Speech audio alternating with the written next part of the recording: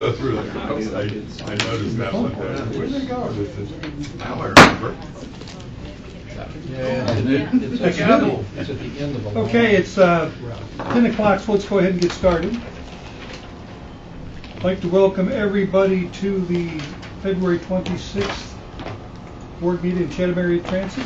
Beverly, would you be good enough to take roll? Certainly. Good morning, everyone. Chairman French. Here. Mr. Anderson. Hello. Mr. Ellis. Here.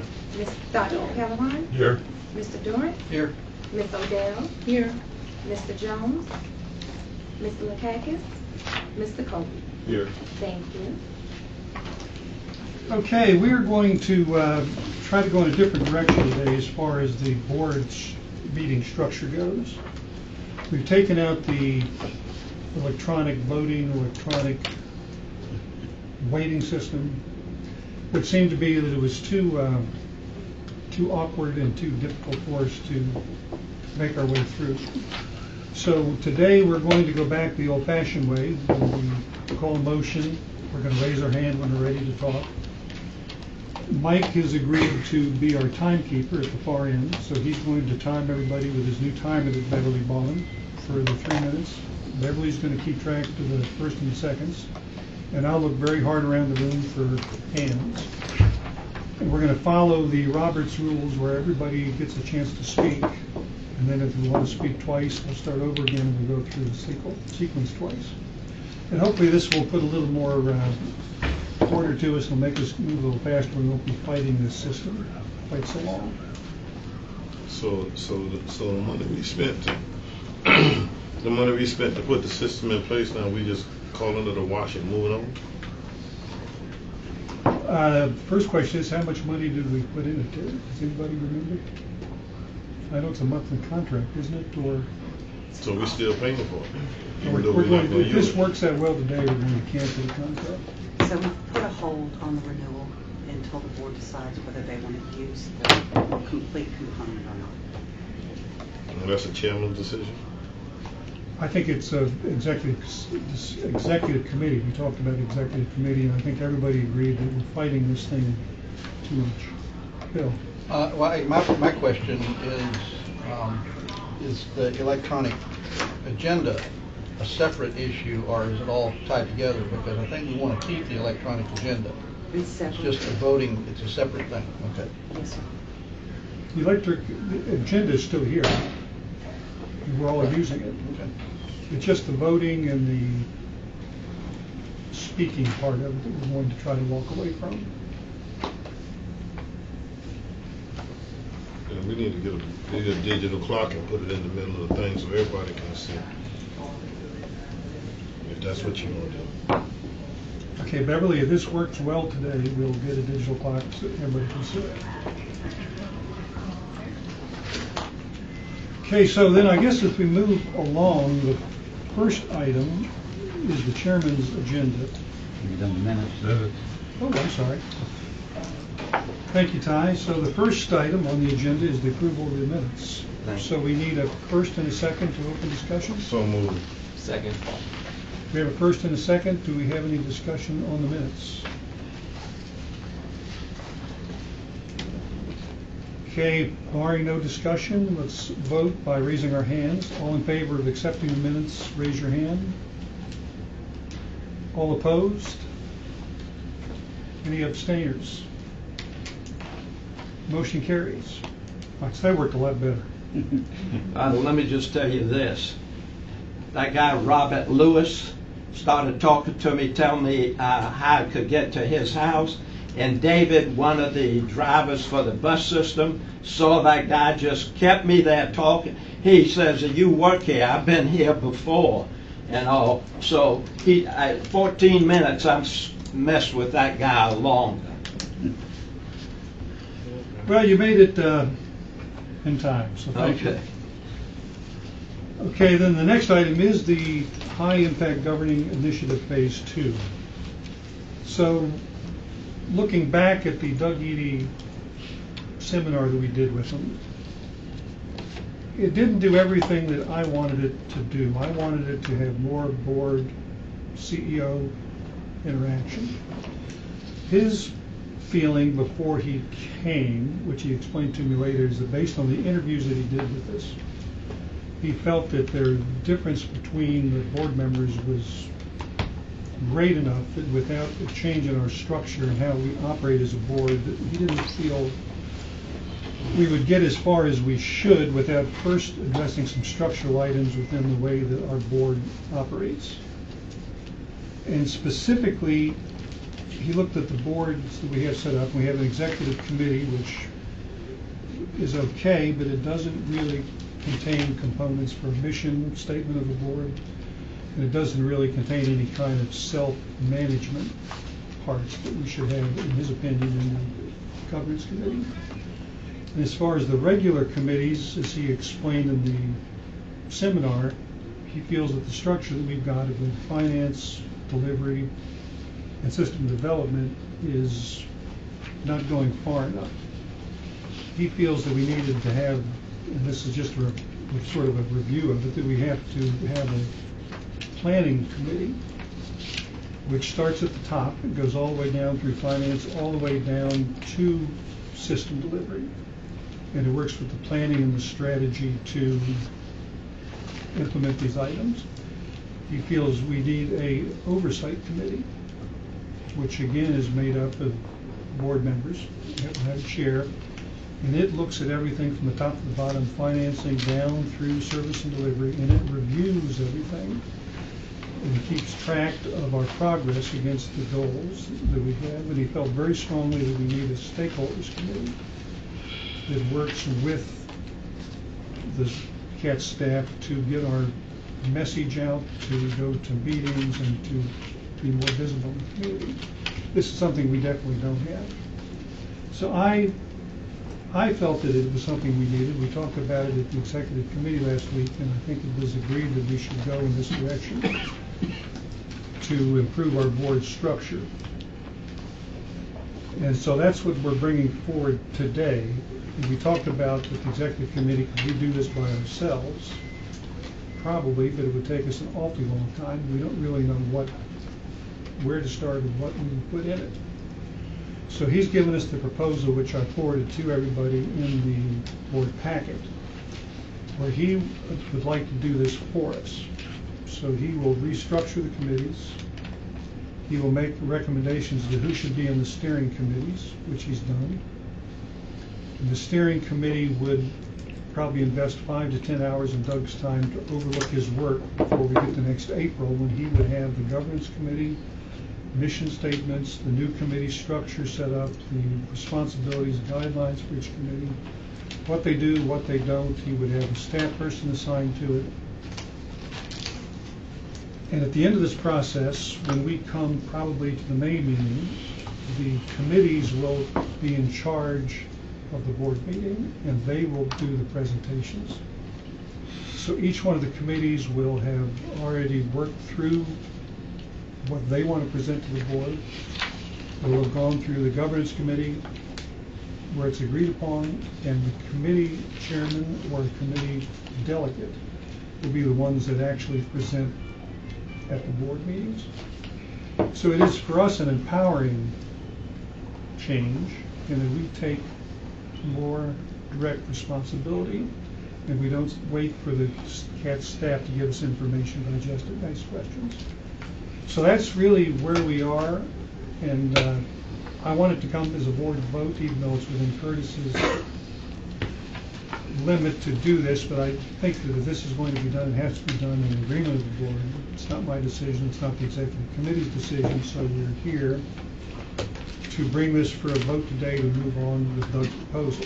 So that I would like a first and a second to enter discussion. I move that we enter discussion on the topic. You have to make a motion to go ahead with it. I move that we. I'd like to get a motion to move ahead to discuss the Doug Eady High Impact Board Phase 2. The motion should be actually to proceed with it, not just open Yes. discussion, but to Okay. proceed with it. I think that's what Dr. Halloran was referring to. So I would say us proceed with the. I move to approve. Yes. Okay. I move to approve. Second. Okay, then discussion open now. Discussion is open now. Tabitha, Chester, and Pete. I got a couple of things. The first is that this didn't go through RFP process because it was below the threshold. If you add several ongoing phases, it then goes over the threshold, so it really should go through the RFP process. If it's going to be a redesign, that's a long-term process. So there's going to have to be a 3 and 4. He's not going to be able to do that in one go-round. No, I don't think any consultant could do that in just one go-round. And while I'm not saying that we don't need a redesign of our current structure, it also has not really addressed the interpersonal problems that we have on the board, which is our biggest issue. So at some point, we're going to have to all get in a room, close the door, and just discuss the fact that we don't trust each other. That we don't trust the information that we receive from each other. It's going to have to be discussed. We can't keep just sliding over it and acting as though we do all these other things and it's just going to be okay, because it's not going to be okay. So if we're going to go through a full redesign of our board, then we need to probably put out an RFP, because he was great. It was a great board orientation process. It would have been great to go through that workshop when I first came on board. But at this point, that's not our biggest problem. Our biggest problem is that we are split very decisively. It's not getting better, and that's going to have to be talked out. It can't be talked out in individual groups. We're going to have to get somewhere, close the door, and just deal with it. And so that's what I got to say. Okay, Chester, before you speak, let me answer just 2 things for her. One is that in Edie's mind, he's done this many, many times before, and it is a one and done. For phase 2 will be the end of it. And he assured me by the April committee meetings he will have this finished. And his suggestion on the interpersonal relationships is that we do this during this month. So he does totally agree that we need to sit down together. But he feels that we also need, as we do this, to have this in process. It will make it easier for us. Well, so let's go around and then. Okay, let me respond. Okay. If we get all together, somebody needs to be a moderator. It can't be you. Absolutely not. So there's going to need to be a separate person moderator. Facilitator. Facilitator, referee. Moderator, Referee, police security, something. And he's willing to do it, but to me, that's a different decision who we pick as a moderator. So Chester, you were next. How did we get to Doug in the first place? Doug is a. I know what he is. How do we get to Doug? If you let me finish, I'm going to tell you. No, I don't want you to give me the fluff. I want you to answer my question. I'm going to give you that. How did we get to Doug? How did we get to Doug? Yeah, how did we get to Doug? Doug gave a presentation 2 years ago to the APTA board convention. Okay. How Last was it? meeting, don't fly yet, because you're on the wings. Last meeting, you was going, when Jay talked about looking at those folks with RFPs and telling them what they need to do to get business here. But now, according to what you're telling me now, you met Doug 2 years ago and you decided that Doug was going to make this presentation to us. You didn't bring it to the board. And you see, y'all think you're slick, but slick ain't sly. On purpose, y'all kept it at $11,000 to keep it under the threshold so you can bring it in here without bringing it to the board. Now you want us to drop another $14,000 in this. That's $25,000. That's over the threshold. See, and you all trying to, what you're trying to do is you're trying to use your manipulative tactics to get past people. But let me tell you what I've done. When I read what you all sent out, I talked to the county attorney, I talked to the county manager, and I'm also talking to folks who I'm gonna have investigate what's going on here at CAT. Because you all ain't gonna pull this mess. I'm not signing off on anything if I'm on this board. And then the next part of that is, this board getting ready to change. There's some folks who ain't coming back here. Now what we gonna do? We've gone through this process with Doug. We put it in place in April. We get to June and boom, the people who were on here when Doug did his presentation, now they're not here. Because it's gonna change. It's gonna change. Oh, I know it's gonna change. Oh, okay. And then there's some stuff that's going on that's gonna change too. Because I'm under the impression, and I don't mind saying this, and I don't care who get mad, same clothes you get mad in, you get glad in them. I think there's some illegal stuff going on here, and from A to Z, I'm asking that it be investigated. And I'm gonna tell you who did it. You don't have to guess. Chester Ellis asked. And I filed the correct papers with the correct folks to have it investigated, including those folks from TSA who never gave us those reports and stuff that we asked for, and what they did.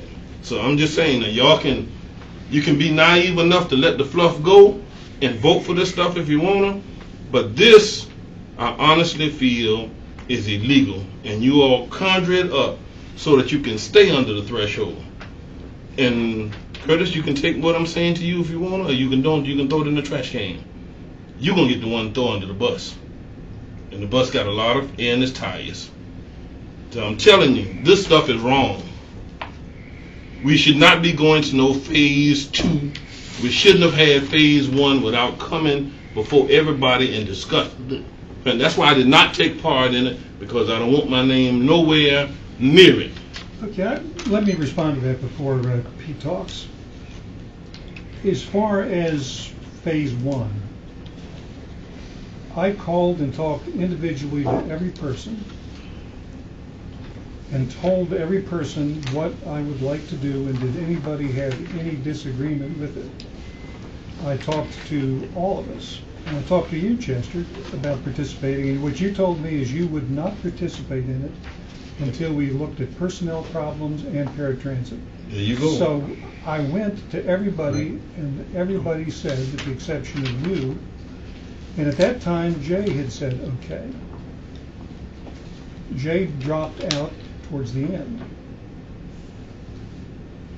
There was not the intention to have phase 2 when we did this first facility, because honestly, I never thought that we were going to come away from this with the suggestion that we should redo our board structure.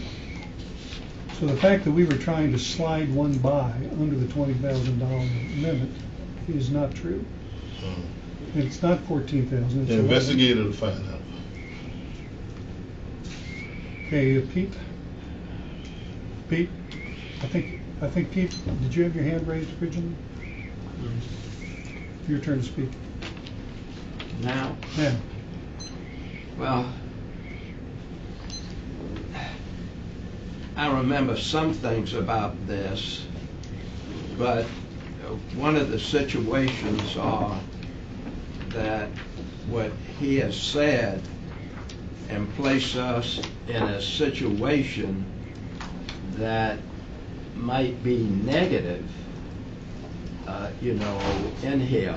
But I think this is a good idea to do it. And let me ask our attorney. You heard the conversation and all, Ty. You mean just now? Yeah. Yeah. And did you feel anything? Because I don't want this board or the chairman to be placed in a negative position, like he's trying to get us to do something that isn't proper and put the blame on him. Well, of course, I represent the authority, which means all of the board members. I don't represent any particular individual board member or any any faction or any. I don't advocate for any position, and I really think this is for board determination. I don't think my opinion is really relevant to how you should decide. I've heard what the chairman said. I've heard what Mr. Ellis said. I'm not the referee. I can't decide, but it's for the board members to vote. I understand that, but what I'm saying is, did you hear anything that might be negative? Well, I certainly heard some things that were negative, but I wasn't engaged. I wasn't involved in the engagement with Mr. Eady to begin with. I don't know how much it cost, so I don't know how near it approached the threshold. But it was my impression at the time that was going to be a one-time workshop with Mr. Eady, and that was going to be it. I didn't know there were to be any other phases, and in fact, I don't think anybody knew there was going to be any other phases. In fact, this is the first I've heard that a second phase was recommended. And I don't think even Mr. Eady contemplated a second phase at the time he opted to come and do the workshop. But that's just from observation. I'm not expressing an opinion about the issue here. That's the motion that's on the floor. Okay, Clinton, I think I've seen your hand. Yeah, a couple things. Chester, I think it's kind of totally out of line to say during a board meeting that we may be throwing some people under the bus. Just like that to be on record. Oh, let's see what you say. I'm gonna say what I gotta say. My turn to talk. Okay. And then additionally, I thought the whole thing was great. I think, and we had discussed this earlier, is that kind of an analogy I was thinking about is that we spend a lot of time on maintaining our buses, which are systems in and of themselves. And I think we need to also consider the board as a system, as a piece of machinery that is hugely important to the whole organization running properly. I came away from the meeting, which at times was a little long-winded, but I came away from the workshop really intrigued by what I think we might be able to put together. I do like the idea of hiring Doug to help us along with that fairly quickly. We have a lot of other stuff on our plates as board members in terms of responsibilities to CAT. And then also, Chester, I do want to echo your sentiment that the board will change, and I think that's actually even more of a point to move ahead with having a more structured board that can be a little bit more active in sort of in being a high-impact board. I think it's what our riders deserve. I think it's what the city and it's what the county deserves. It's a high-functioning board, and I would absolutely support this. Any other comments before we, Chester? Everybody else have it? It looks like nobody else is. No, let Derek. Okay. Yeah, I feel like we had a great session at the last one also, but reviewing through the paperwork, he did mention that we can move too fast, and that's a problem. If we move too slow, that's a problem. From what he stated was about 90 days to go through this process. So I'm in favor of taking our time to reevaluate the situation also. You know, we should take our time. I don't think we should rush into it. So that's my input on it. Anybody else want to speak for the first go-round before Chester starts round two? Chester. Okay. The next part of what I want to say is that if this is, and I'm reading what I have in front of me, and see this again, the same thing I said last time. I have trouble with stuff that show up the day of. All right, and I knew you all met in executive session, but according to this stuff right here that I'm looking at, when Doug sent his letter on February the 16th, they went to Howard, they went to Mike, and they went to Curtis, and now we go to phase 2. And we're going to cross the threshold of what we're supposed to be as far as RFPs and things are concerned. Now, Ty, legal question. If the second phase and the first phase price cross the threshold, we didn't vote on anything on the first phase. By us voting on the second phase makes it legal? How much was the first one? I don't know how much. It says on here $11,000. think the first one was 11, Curtis. Terry, anybody remember? So the threshold for RFPs is $250,000. The threshold for board approval is $20,000. So with this phase 2 request for approval, we are asking the board to approve this engagement before it hits the $20,000 limit. See? Now, if that don't spell a problem to everybody else in here, then that's fine too. But I can understand your point if it was anticipated or contemplated at the beginning that the total would end up being over $20,000 requiring board approval. I think what is happening now is they're seeking board approval. after the fact. No, we already had phase 1. Well, it's after the fact for phase 1. Yeah, it's after the fact. But the point I was trying to make was, if a phase 2 was not even on the radar, or was not contemplated at the time phase 1 was being done, then that's why they're now coming to you for approval for the second phase. But okay, well, and now, thank you.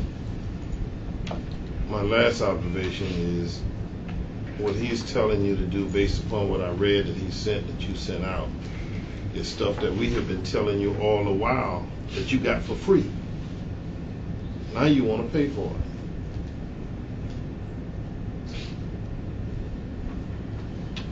And I do think, again, you need to back up, get the stuff straight, because it doesn't make any sense for new people to come and then they want the board to go in a new direction. It's 90 days to put this together, and after those 90 days you got 30 more days or 45 more days before the complexion of this board change and the dynamics of this board change, and the new folks coming in may not agree with what we've done, and now what we're going to do, we're going to kick it out the door and say they either got to accept it or not accept it. We can't do that, because municipalities appoint folk, and we can't tell them who to appoint. that's correct. Okay, so this to me is a waste. It's a waste to put this, take 90 days to put this in place. This is end of February. March, April, May, and then in June you're going to get something totally different. By the end of June it's going to be totally different.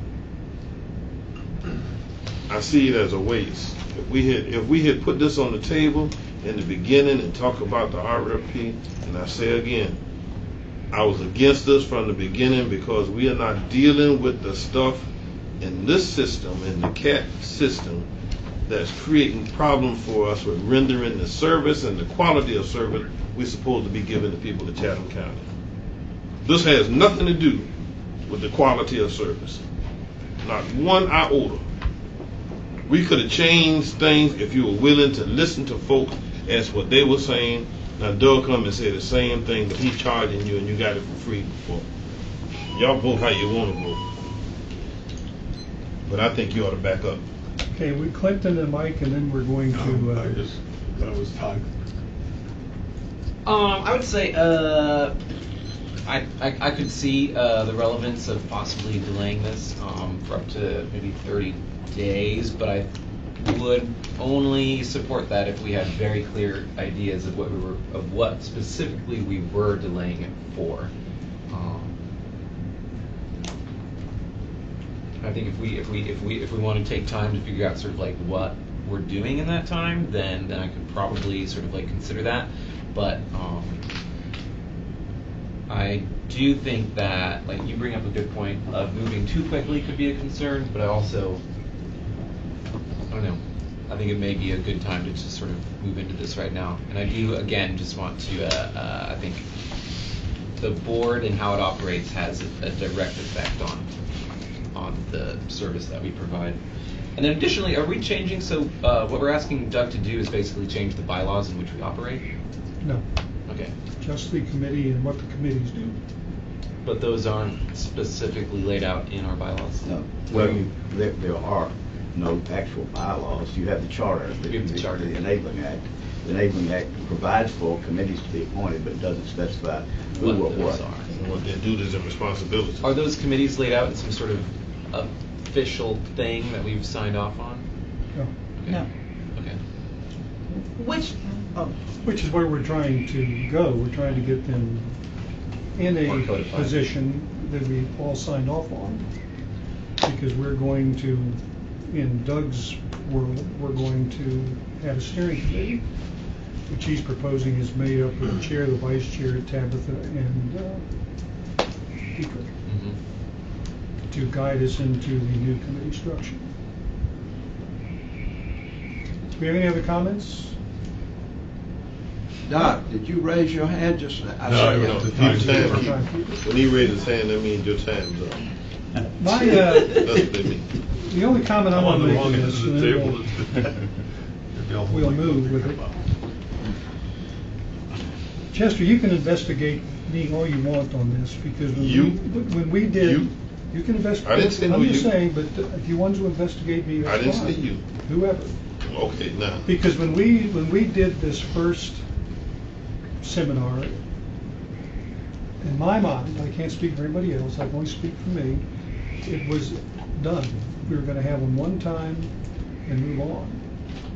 The committee structure, I hadn't given a second thought to until he gave his presentation. And that's when phase 2 came along.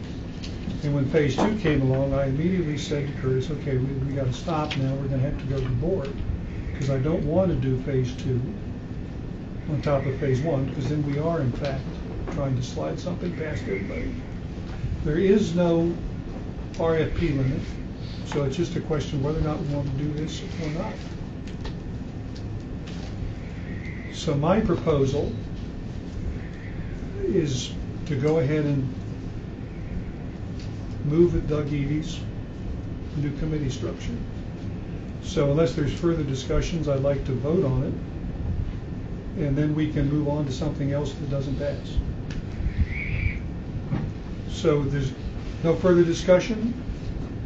In favor of moving ahead with Doug Eady's proposal to restructure our committees, which he claims he can do in 30 days, not 90, just for the record. Raise your hand if you would like to move forward. If you would not like to, let's phrase them a little higher. A little higher. Ty, is our parliamentarian watching this? No, I thought Beverly was taking the I have. Okay, if we're opposed, raise your hands. Okay, so motion carries.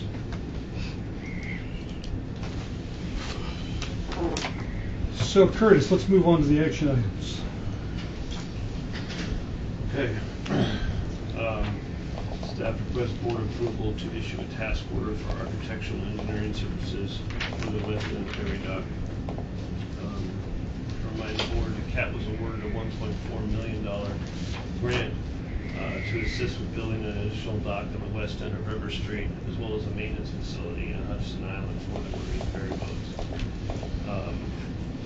Part of this process is that we have to have the environmental study done, and we were not interested in getting it done like immediately and having to put up $200 and some thousand, but the Trade Center and the Sammy organization wanted it done as soon as possible because they wanted to time the dock with the building of the hotels out there.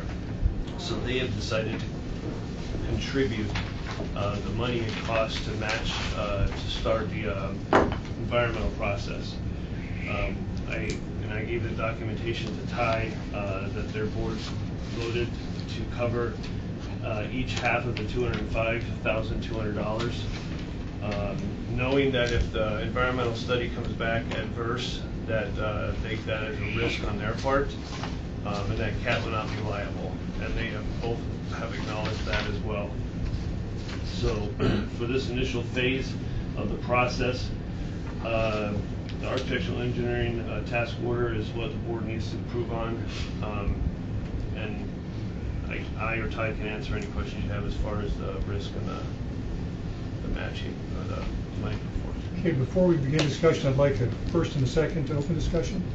So the, Do we have a second? That's fine. It's a motion to approve. In the discussion. In the discussion. Okay, Bill dispersed. I just wanted to clarify something we talked about in the executive committee. If we move ahead with the trade center fronting the money for this. In Sammy. In Sammy, and then the whole thing goes sideways, we don't owe them anything. Correct. We only owe them if this moves forward. Correct. Can we get reimbursed for it by the FTA or whoever? If it goes sideways, the FTA will not cover the cost of this task order Right. and the grant process. So we are not liable if they don't pay. That's correct. That's what I That's what wanted. was, put them on notice, and they vote, their board voted knowing there was risk. And I have documentation that I've given Ty to substantiate that. I've seen it. Thank you. I think Chester wanted to speak, but I'm sorry? did you want to? No, he's recognized them based upon how he saw. You're up. Okay. Do we? So we're kind of the grant administrator for this in a way. We were awarded the grant. Okay. So the process would be for us to do this process, okay, with the FTA. But the trade center wants us moving faster than normal. And so we said if you want to front the money, then that's what you choose to do. Okay. And they decided that they would split it with Sammy to front it. But they acknowledge the risk that if the environmental study comes back negative or in such a manner that you can't proceed, they understand that they're not going to get their money back. Right. And their board has acknowledged that. Got it. Their boards. Okay. Because this is got it. Do we get some sort of like? It takes up people's time here at CAT to sort of go through this and figure out the whole thing. Are we seeing any sort of monetary compensation for that?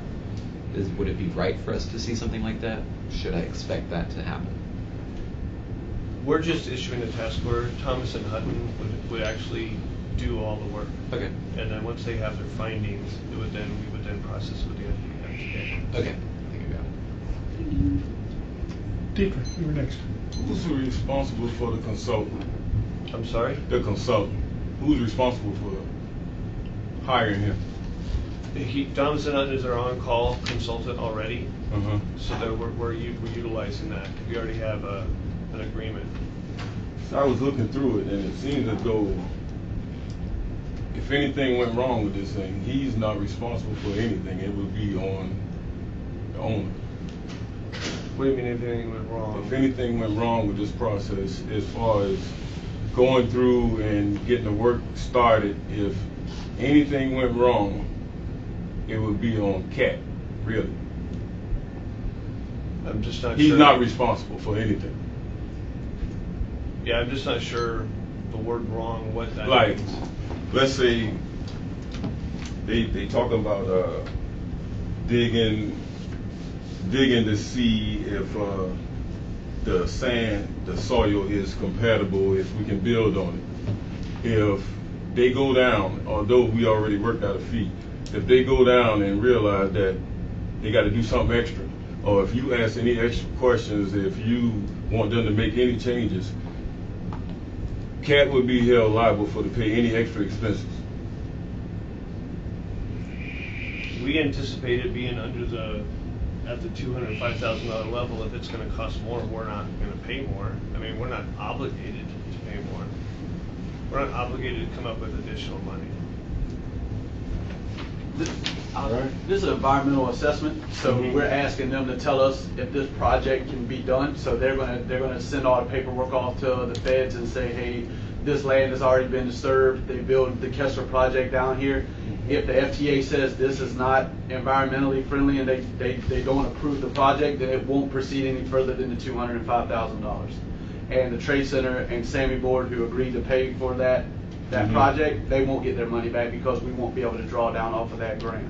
So if they do pass the environmental and it goes forward, Mhm. we'll repay them when we can draw down the money from the FTA, saying that they do approve the project to go forward.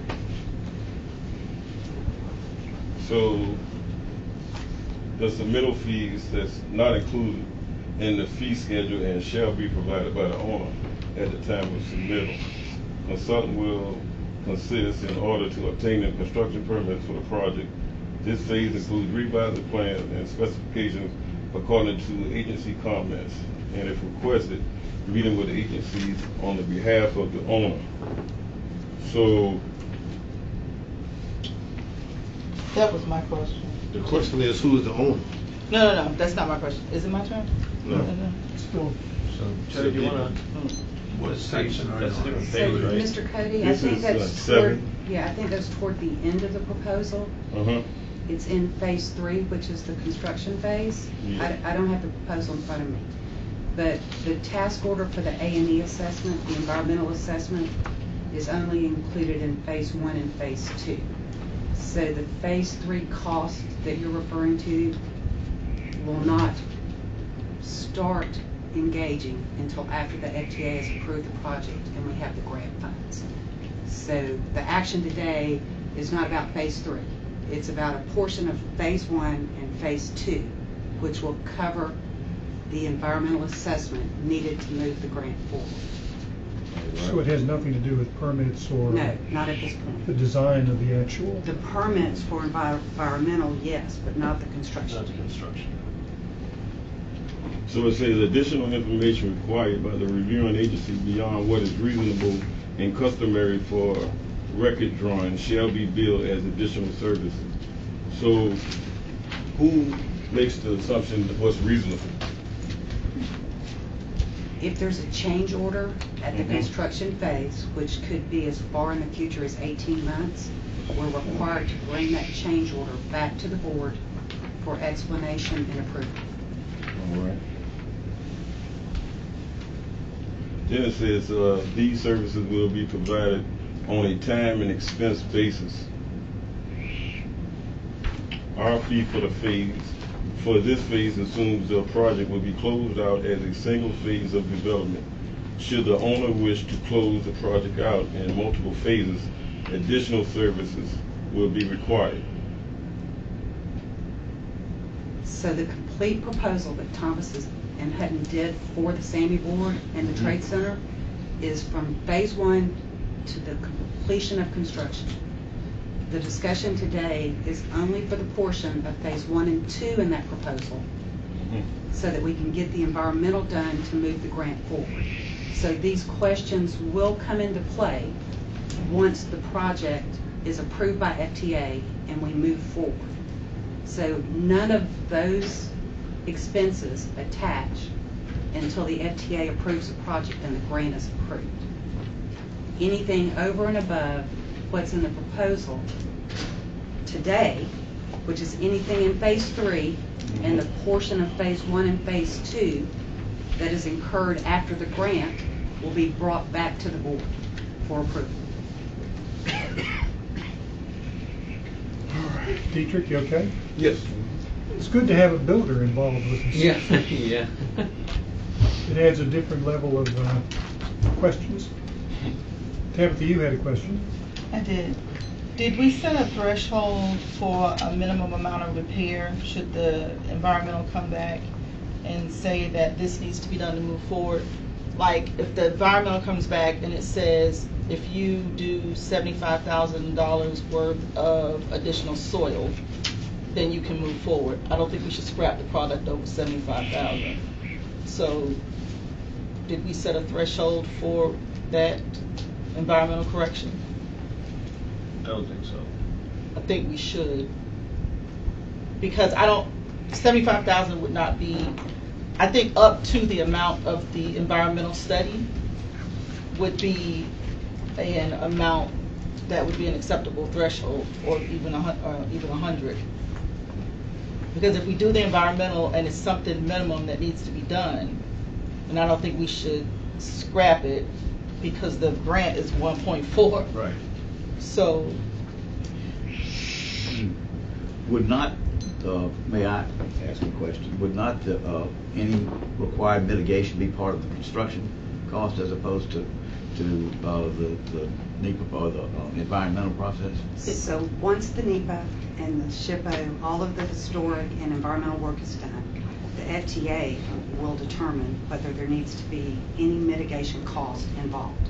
So we don't know yet, but when the FTA gets the assessment, we'll either have a categorical exclusion per their guidelines and we'll be able to move forward with the grant, or there will be extra steps we have to take.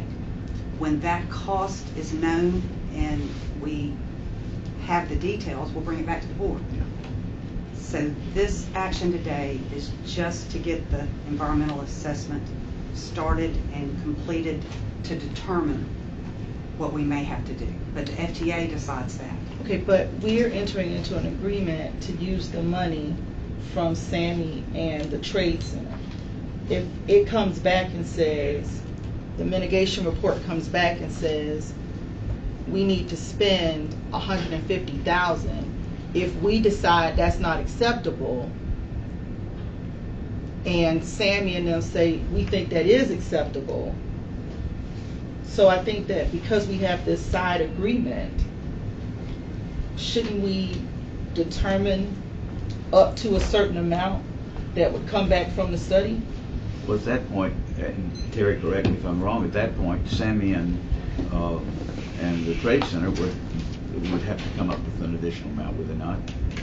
This particular grant, they're up for fronting reimbursable costs. No party locally will be out any cash because the city of Savannah is donating the land that covers the local match. So the grant, once executed, will cover all additional costs to include any required mitigation. Yeah, I'm not disputing that. So we're not going to stop the project regardless of cost. We have that $2.7 million total, and there's enough money in that for future mitigation if the assessment comes back. So then we do have a threshold for mitigation total costs. cost $2,070,000. So there's a built-in that if we had to come up with a mitigation, we could, because there's room in the grant.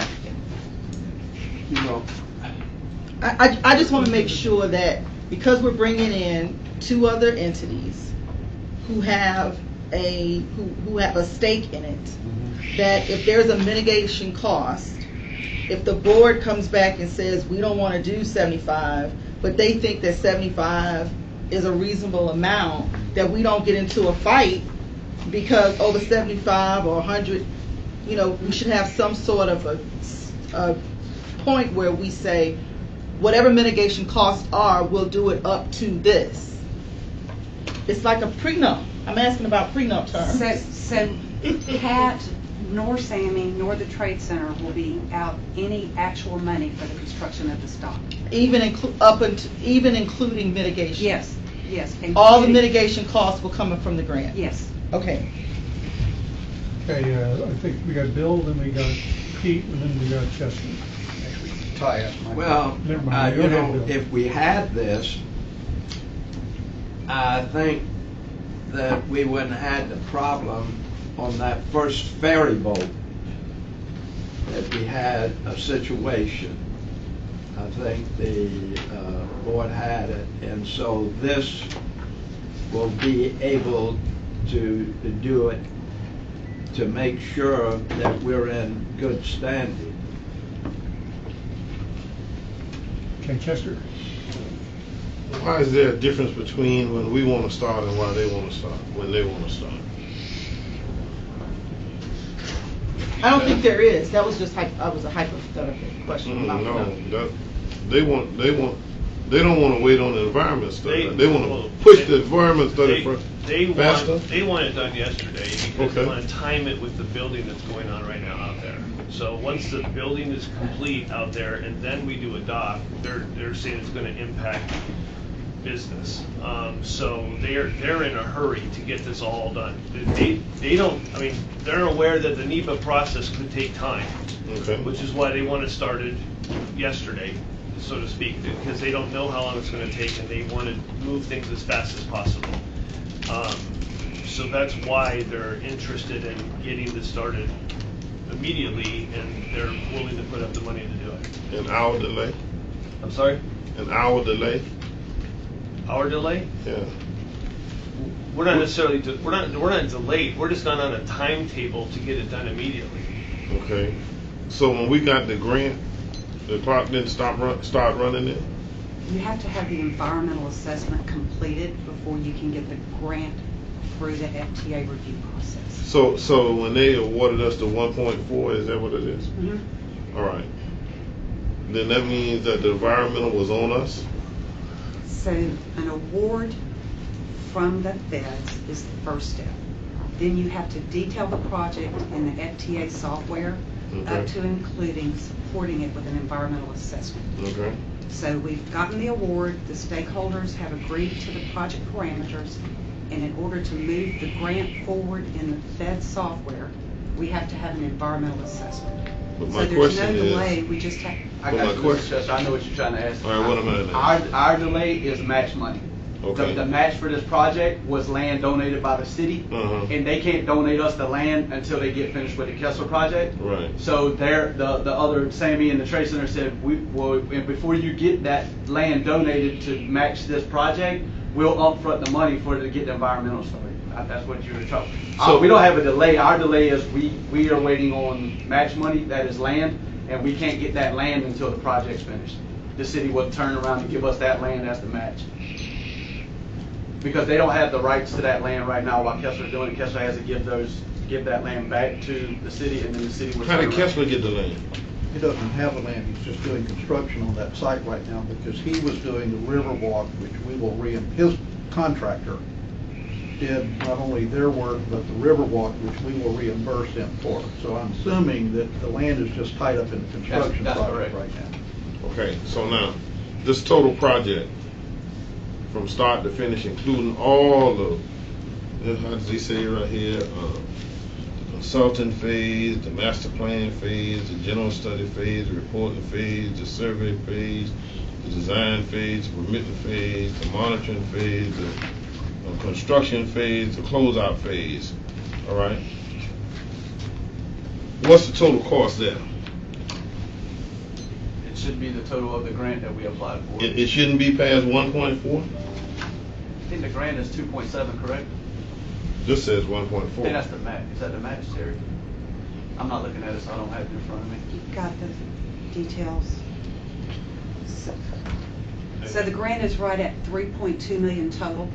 Of that, over $1 million of it is local match and land value. Right. So the West End dock piece that the feds are going to fund is $2,070,000, and then there's another 4 to 6 for a maintenance facility. That's a separate part of this same grant. So for the dock, we have $2,070,000 in federal grant funds.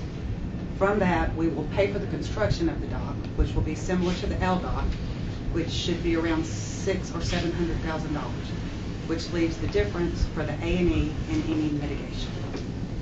So this 1.4 I'm looking at is not the total grant? Is that what you're telling me?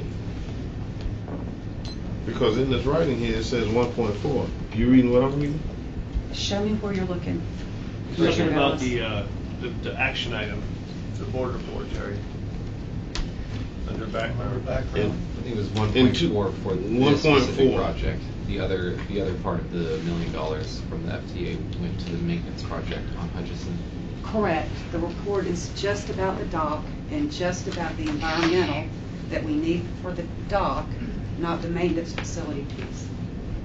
The entire grant was awarded for both projects.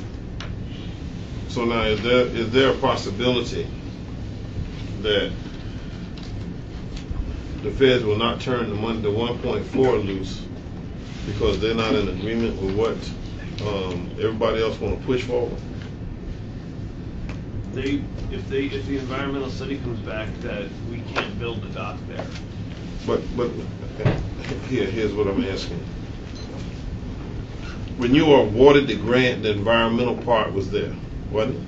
No, we have to do the environmental. I know you have to do it, but I'm saying, they said, okay, you can get this grant, but you got to do the environmental. All right, the environmental was on us. It's not on the feds. We have to do the environmental and give it to the feds. Right. What I'm understanding is those who are in construction on there want to push that forward because it wasn't in our timeline, but they want it to be in our timeline so that as they go through all the different phases, it lines up with what the outcome gonna be. As much Is as that what I'm possible, understanding? Yes. As much as possible. I got it right? Yes. Okay. So, totally, this is more than 1.4. And The for total project. The combined grant is more than 1.4. Right. The total grant that we got from the feds now is more than 1.4. That's what you told me. Do you have that sheet where I detail grants? I'm looking. So the See, because the what's got me West End whacked dock- is this 1.4, and I hear you talking about more than 1.4.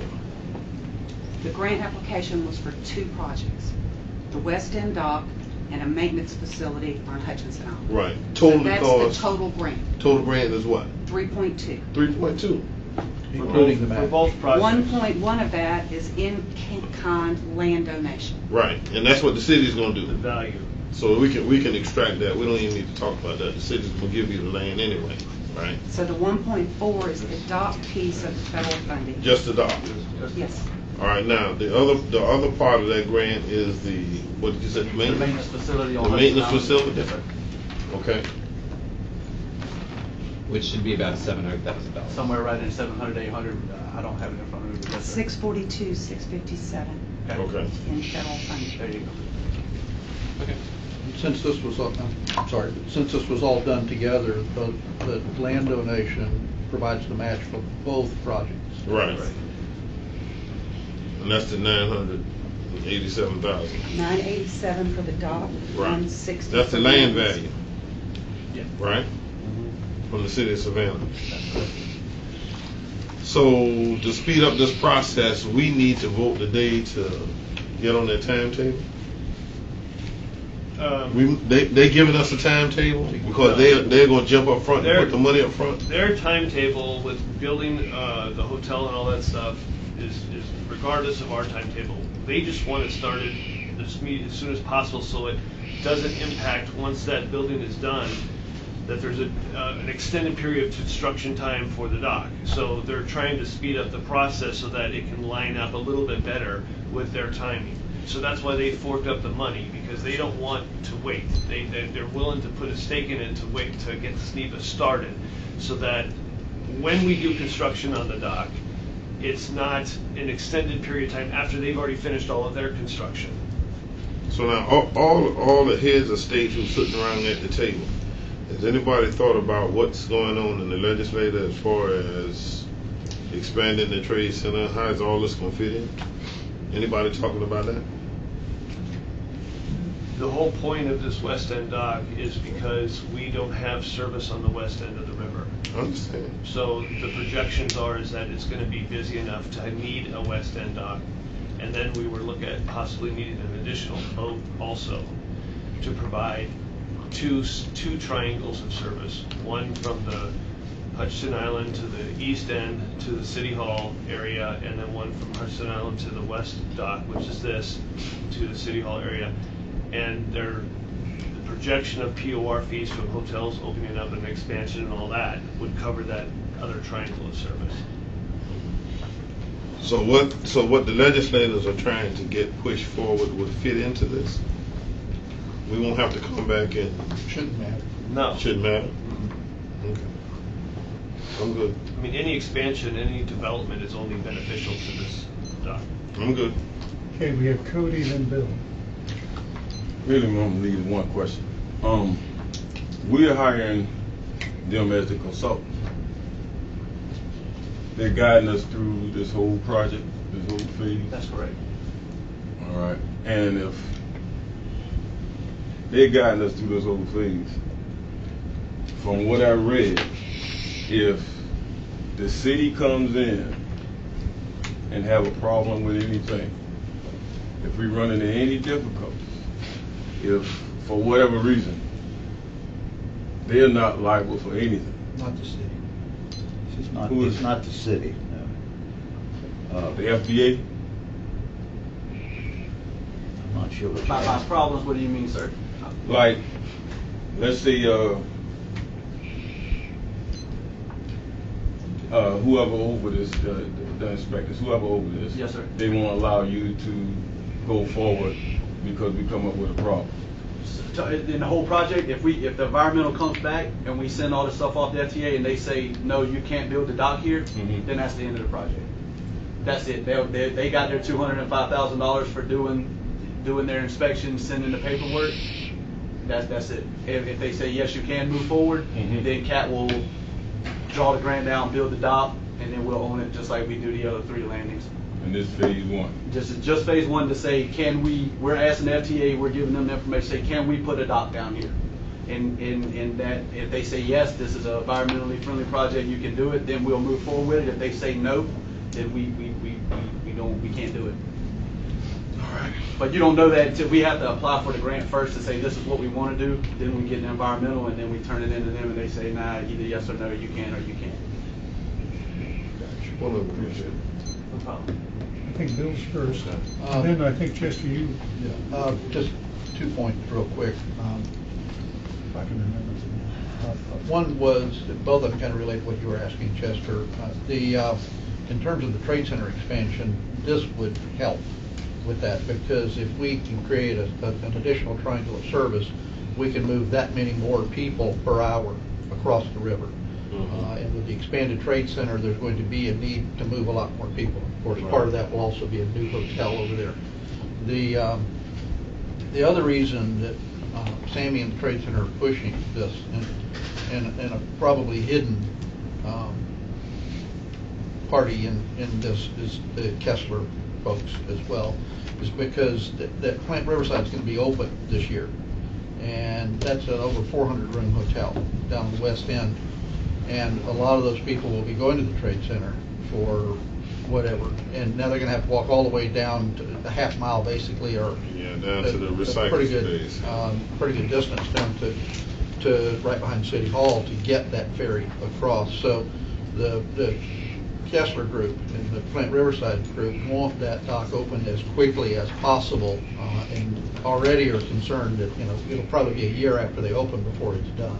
So that's part of the push as well, not just to get the construction out of the way, but to just get it done as quickly as we can, because they want it operational as soon as possible.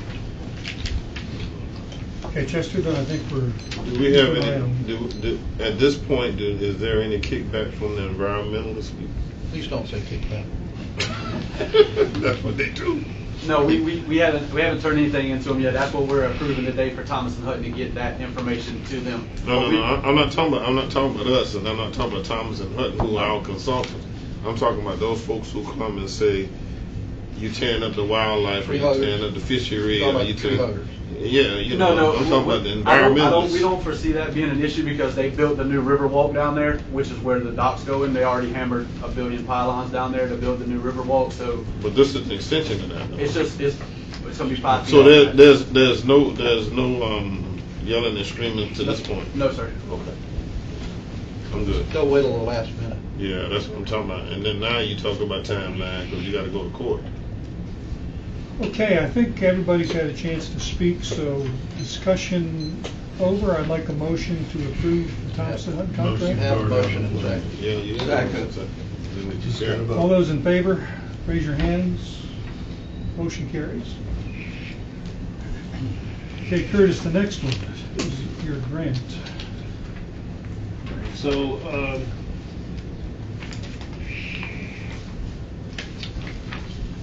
So staff's requesting board approval to submit to the FTA FY20 year 5310 grant application to the Georgia Department of Human Services to provide for funding subsidies for paratransit and the senior circulator.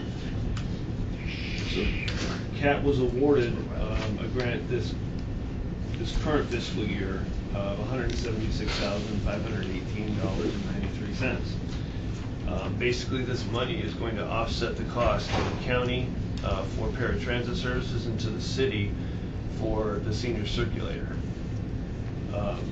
So we're asking to apply for it again. Is what this action item is for. Move to approve. Second. Okay, do we have any discussion? Bill? Just kind of clarifying what Curtis was saying based on our executive committee meeting is what this, we've essentially got the money, the way I understood it, please correct me if I'm wrong on this. We have the money, but we have to have a vendor relationship with. Yeah, that's just to a get the clerical, money. that's just a clerical thing. What we're asking the board to do is to vote to allow us to apply for this money again. Oh, Yeah. Okay, So so that was you're more of a asking us clerical if you issue. can ask for money? Yeah, basically. Okay, well, But I I don't know wanted if I might have a problem. Kidding. And the money will directly impact the cost actually to the city and to the county. It No, will I assist with that. understand, I'm happy about that. Just so I'm clear though, to get that direct payment from you, which we can't do now, it's just clerical work. We're just gonna fill out a, yeah, if that's the, To get those. yeah. Okay. Thank you. Yeah. Chester? So have we spent the FY 19, have we spent the 173? No, we haven't got it yet. We haven't gotten it We just yet? have to, they were gonna release it, and they realized we weren't in their system as a vendor. And so we have to do some clerical work with them so that then they can release the money to us. So we'll probably see that money around July. And then we'll reapply for this grant again. And it will offset, like I said, it'll offset the cost to the county and to the city. So the reapplying is just to add on to what you already been awarded It's for the next fiscal cycle. for the next, or Right. for 20? Yes. Since this is 19, this is 20. Correct. Okay, all right. Any further discussion?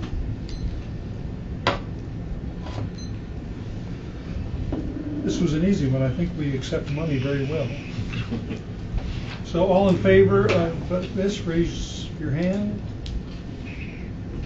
All opposed? Wait, We already got I'm the money. favor. I got you. Okay, You were fast enough. okay. All opposed? Any abstaining? Motion carries. So Curtis, we arrived to St. Patrick's Day.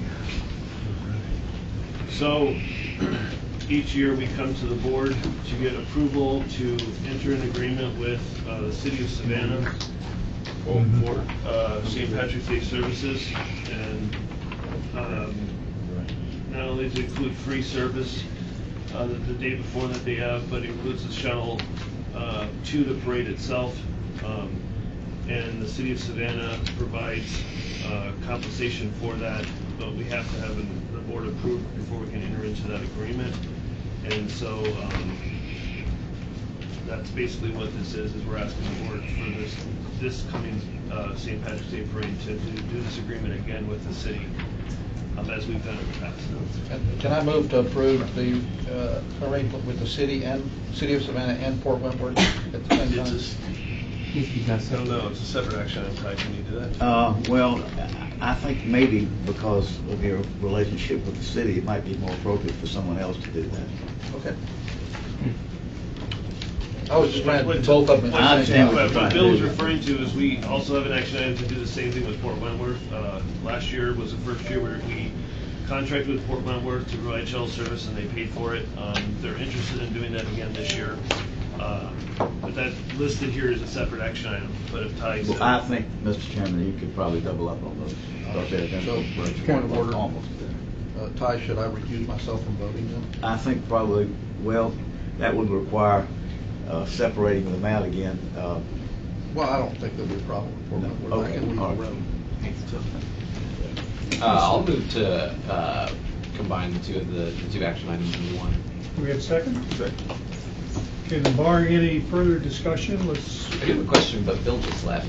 It was kind of a question for He's him. excusing himself because of his. Can I ask him a question? We have a question. Well, are you voting on Savannah or Savannah and? We're going to vote on both at the same time. I guess I just If have kind can. of like a why. So what? Can I participate in this? You can participate and This is the answer question. the question, yes. It just seems strange to me. So on those 2 days, buses across Chatham County will be free, but the buses specifically for St. Patrick's Day will be $5. The shuttles, the shuttles, yeah, sorry. The It's shuttles giving them specifically for- express from a parking lot straight to the parade, drop them off, and it's more. Is there any reason they why can- that was not the inverse, where the buses, the fixed route buses would be? It's not a there? city question, that's a All right. Yeah, just sort of why would that? Because the routes are already doing what they do. Uh-huh. Okay, we have routes going on every day, bus routes. The shuttle is an above and beyond separate thing, and Mhm. who's paying for that is the question. And that's why we're doing this, because this is going to be paid for, to have separate shuttles. It does seem sort of upside down. I would imagine that like you could do, and maybe this is something to explore for next year, because I don't want to try to like. It's in addition to the service we already provide. Yeah. It would make sense to me. Another way to design it is that the fixed fare remains $1.50, and then the buses, the shuttles, would be paid for by the city, and those would be free. But I'm totally down for this as well. I'll just. So part of the history was the confusion that the shuttle costs and the people that show up for this festival. Mm-hmm. The people who ride the bus every day are inconvenienced by these crowds. Totally agree with that. So the city wanted to pay for their fare that day because of the inconvenience. So they offered that fare free subsidy. So it's really not free.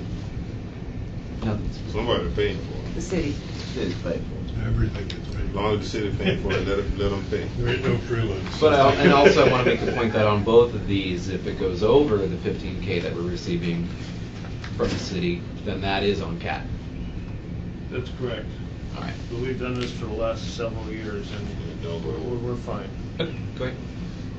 Okay, no further discussions. I think we need to vote twice. So let's vote first time for the city of Savannah. All in favor? All opposed? Any abstainers? So the motion for the Bill. city of Savannah St. Patrick's Day passes. He went that Bill. way. He not out there, he went that way. Wouldn't it? I mean, Ty, is this point of order? But like, would that not have been a vote for both of them?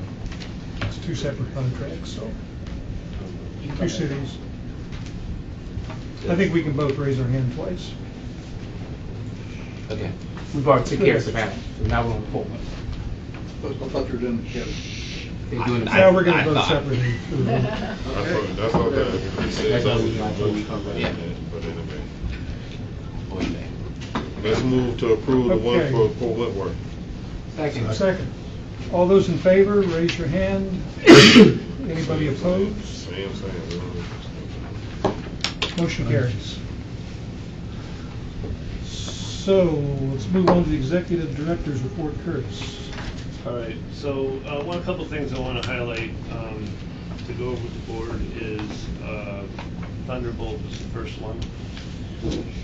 So we discussed, and the board wanted to rectify the situation where we had stops in Thunderbolt and they weren't paying the tax. So with Ty's help, a letter was crafted to the Thunderbolt mayor. That letter was sent out and received. There were some clarification questions that came from their city council as far as the stops and how many boardings and things like that, which we sent them. And then I was informed that their city council decided that there's not enough people who use the service there to warrant taxing the entire city to become part of our district. So therefore, it leaves us with pulling those stops. Now, what we're going to do is we're going to post signs on the bus stops, letting people know that these stops will be pulled. During that phase, people may then reach out to them and say, you can't do this, I need this, whatever, and then maybe that will change. But as of now, that they don't want to be part of the tax district because of usage, and thus we're going to be doing that. Yes, sir. Are they going to reach out to CAT or to Thunderbolt city officials? Well, they'll probably reach out to us, which will then direct to Thunderbolt. But we need to warn them with the signage that we're going to be pulling these stops. But we were hoping that they would go ahead and keep them, but they didn't say yes or no is what I was told. They just said this is the right time. Yes, sir. Oh, wait. Sorry. So what kind of notice are we going to give them before we do the stops? I believe we're going to give them a 2-week notice, the signage itself, a 2-week notice, and then during that time, we'll see who calls us, and we'll certainly refer to the Thunderbolt, and we'll go ahead and track that. We'll go ahead and track that, because then we can reach out to Thunderbolt, let them know. Maybe they don't call Thunderbolt, they just call us. We should at least let them know what the customers in that area are saying before we actually pull the stop. So we will try one more time.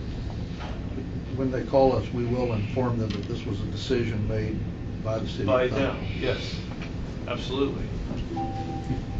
I'm going with Chester first because you put your hand down. I thought you were. Give me, what impact does this have on Savannah State? As far as riders, Grant, do you know? I mean, how many students The stop on Falligan Avenue, which is the backside of Savannah State, that stop is not in Thunderbolt. So we are still keeping that stop. So if students live in Thunderbolt and take the bus from Watley Avenue is the street that's most impacted. We have a handful of stops on Watley going towards the backside of Savannah State. We have to pull all those stops. So if students are using those stops on Watley to get to class or to go to somewhere else, they will be impacted. But they could, in theory, just walk to the Falligan. Right. And we showed Thunderbolt how many people were using those stops. We didn't know whether they were students or not, but how many people were using those stops, and they still decided to not participate. All right. Watley Avenue is the one coming in from Victor Drive. Falligan is coming from. Falligan goes They come parallel to Victory, but a few streets down. Okay, that's the one at the very entrance of the campus. Yes. You pull in that stop? No, that one stays because that is not in Thunderbolt. The Falligan Avenue is a dividing line for the Thunderbolt, and I don't know if it's City of Savannah. Yeah. So we're okay on the south side of Falligan Avenue, but the north side is Thunderbolt. Our stop is on the south side. So reroute the bus for me. Show me how the bus gonna run. Bus does the exact same thing. It's still coming through Bonaventure and all that, like it's doing that? No, that's a totally different route. The bus currently comes Victory Drive, Watley, Falligan, and I think it turns on College, and then comes back to Watley and up to Victory and out. Okay. So it'll be the same route, they just won't stop in Thunderbolt. Yes, exactly. So long as it doesn't impact the college, we're fine.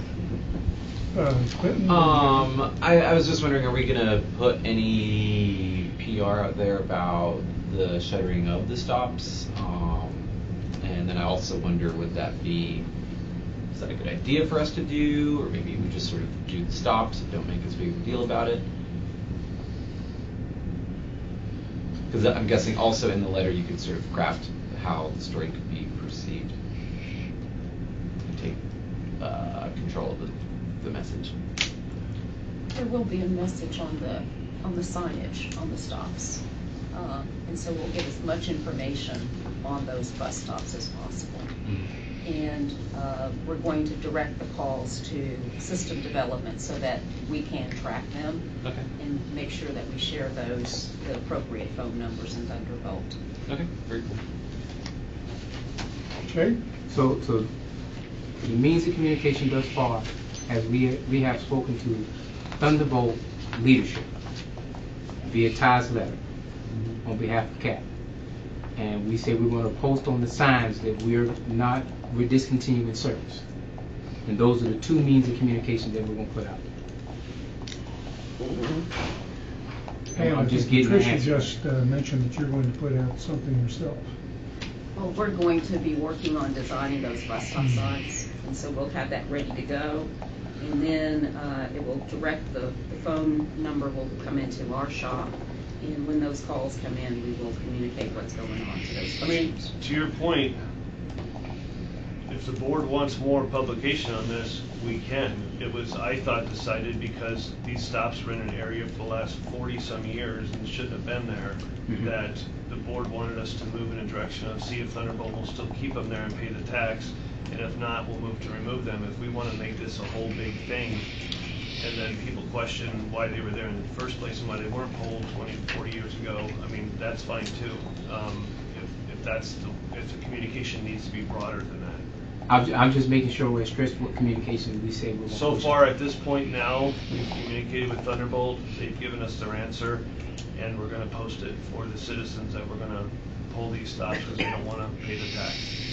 Beyond that, we're gonna track everything and communicate with Thunderbolt and try to hopefully, maybe they will change their mind, but as far as any other broadcasting communications, is that we don't have that in the plans right now unless the board would like to see that. And how soon are we talking about removing the signs or pulling the signs? We were gonna give them a 2-week notice. So 2 weeks from today? From Friday the 1st. When does Thunderbolt City Council meet? I don't remember when exactly they met, but they already met about this when the letter I was was just issued. saying, we want to probably time that 2 weeks from We certainly right can look at before their that. mean, Sure, so we that can give them it's one last chance to drives vote them on right it. to it. Yeah, we could probably look at that. It would probably be a good idea to do that, just in case they change their mind. Yeah. So I'll definitely take a look at that. Okay, thank you. Thunderbolt's next city meeting is Wednesday, March the 13th at 6:30. Okay, so there still is time for them to change their mind. March 13th at 6:30.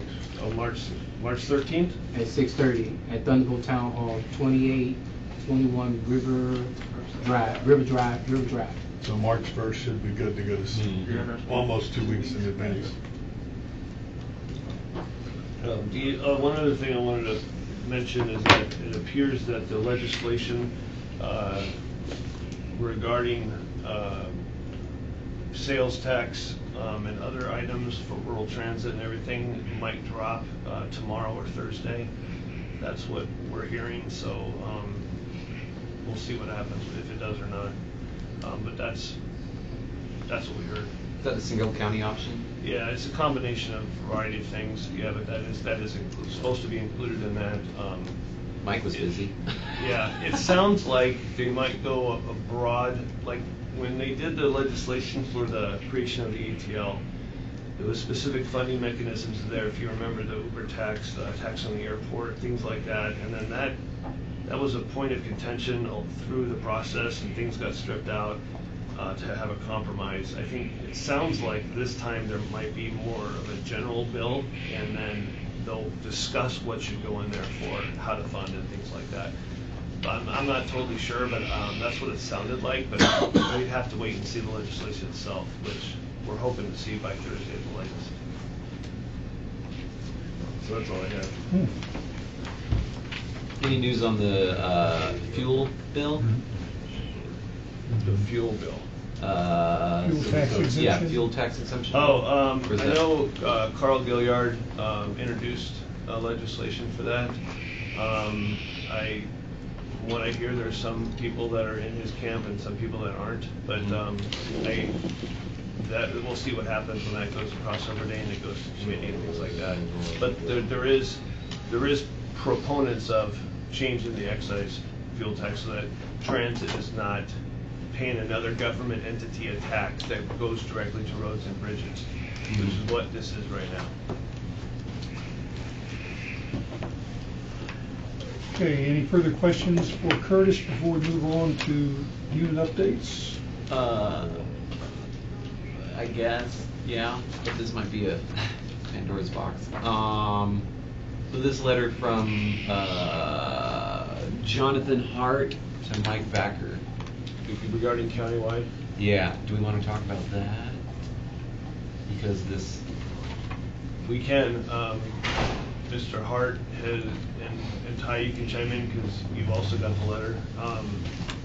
Apparently his opinion, and which I think has changed here and there, but viewing CAT as an instrumentality of the state, which is what we are, similar to Greta, and that we would not necessarily be subject to an opt-in, opt-out clause, and therefore, in his opinion, we should be able to move forward with countywide.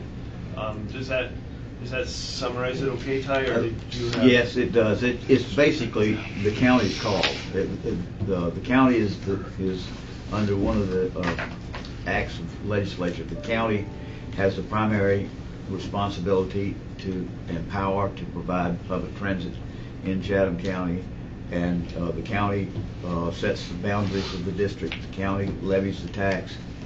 and the county tax commissioner collects the tax. So it's really the county's call.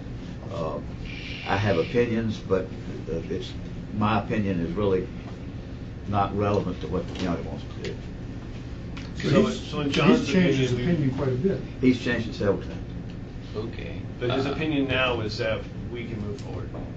And so I believe we're going to try to get together with him next week and just iron out some of this stuff. But his opinion today is that CAT's an instrumentality of the state, the county's made a decision, and the opt-in, opt-out stuff doesn't apply to us because we're an instrumentality of the state like Greta. And so his opinion now is we move forward. So we just want to sit down with him and iron out some questions and see what the strategy is to do that. Okay, Bill? Isn't there a little bit of a chicken and egg problem based on the kind of closing? So it's the issue of, I mean, for us to do this, if we charge the tax, we have to provide the service. which Reasonable creates service. Reasonable service. but We it- don't have to provide every square inch of the Well, county I know, surface, right? but it does, isn't that going to necessitate us providing service for some period of time before we see any of the revenue? We discussed about that, there's a period of time before we actually collect any millage, we would have to provide service. I think we discussed it multiple times, but we would do as much as we reasonably can with the funds that we have. I mean, as long as we're providing some level in the municipalities, that makes sense. But obviously, we're not going to create all these new routes. There's no money in the coffers to do that. But to extend certain routes that we're currently right now, we go right through Port Wentworth. I mean, Putting stops. Put stops there. I mean, there's pieces of Garden City where it won't be a problem to add a few stops. Pooler, I mean, we go by the mall already. I mean, so these are just things that are cost effective for us, but until we get the millage, we can create additional routes. Cody has some. Didn't the county already vote on this? Yes, they voted in August of 17. August of 17. But there was the matter of, is it legal for them to do that? And then it came up that Hoover decided that they didn't have to accept that. And so there's been kind of a back and forth for the last year or so. I guess I just sort of have. Sorry. Jay's first. Sorry, Jay. All right. So now we'll revert back to what our previous discussion about Thunderbolt. If this is the case, and why are we moving forward with Thunderbolt? Why not wait till this whole taxation piece comes and irons itself out, and then make the decision on Thunderbolt? If that's what the board wants us to do, we can do that. I'm just asking the board. It's not on you. There was I'm asking the discussion board. that these stuff should have been removed 40 years ago, and do we kick the can until that comes out? I mean, that's a board decision if they want to direct us to leave them there, as opposed to pulling them out. And I'm not for or against it, but my thing is, take the signs up and then I understand 60 your days later, point. put the signs back. It makes more But- sense to me. I think part During of that this question And I'm is just going putting to numbers be, and dates. for us to go forward with this, we have to be assured that we're going to receive tax revenue in the fall. And I believe April 1st, the assessor has to push the button, Well, he has to send out notice. has to send out notice I think that it's May 1st, actually. May 1st is going to have to be taxed. So following up Jay's question, May, I think, would be the absolute drop dead date as to whether or not we're going to be providing service outside of it. Well, it's up to the county to have the tax commissioner send out those notices to tax countywide. But what I'm saying is pulling up signs 2 weeks from now and then turning around after May. If it does go, then we're putting the signs back in those same spots we pulled them up at. And I'm just double work is not something I don't think we should be efficient. I'm agreeing with you because, I mean, in my mind, we're going to have an absolute drop dead date. The assessor's going to send out the notices or he's not. Michael is. The county already Yep. told them. I think he was. I'm I back think down. Clinton is. I already talked, but I did my stuff. Did we move the mic? Wouldn't this have to be decided by the crossover date, which is coming up in March? Because the session ends April 2nd. We're talking about the countywide, not the sales tax. Yeah, but aren't we talking about waiting to see what the state does with the local I think that's a separate issue, That's but a whole yeah. different- That would still have to, even if the state said that, we'd still have to put out a referendum. Local legislation is not subject to crossover dates. Right.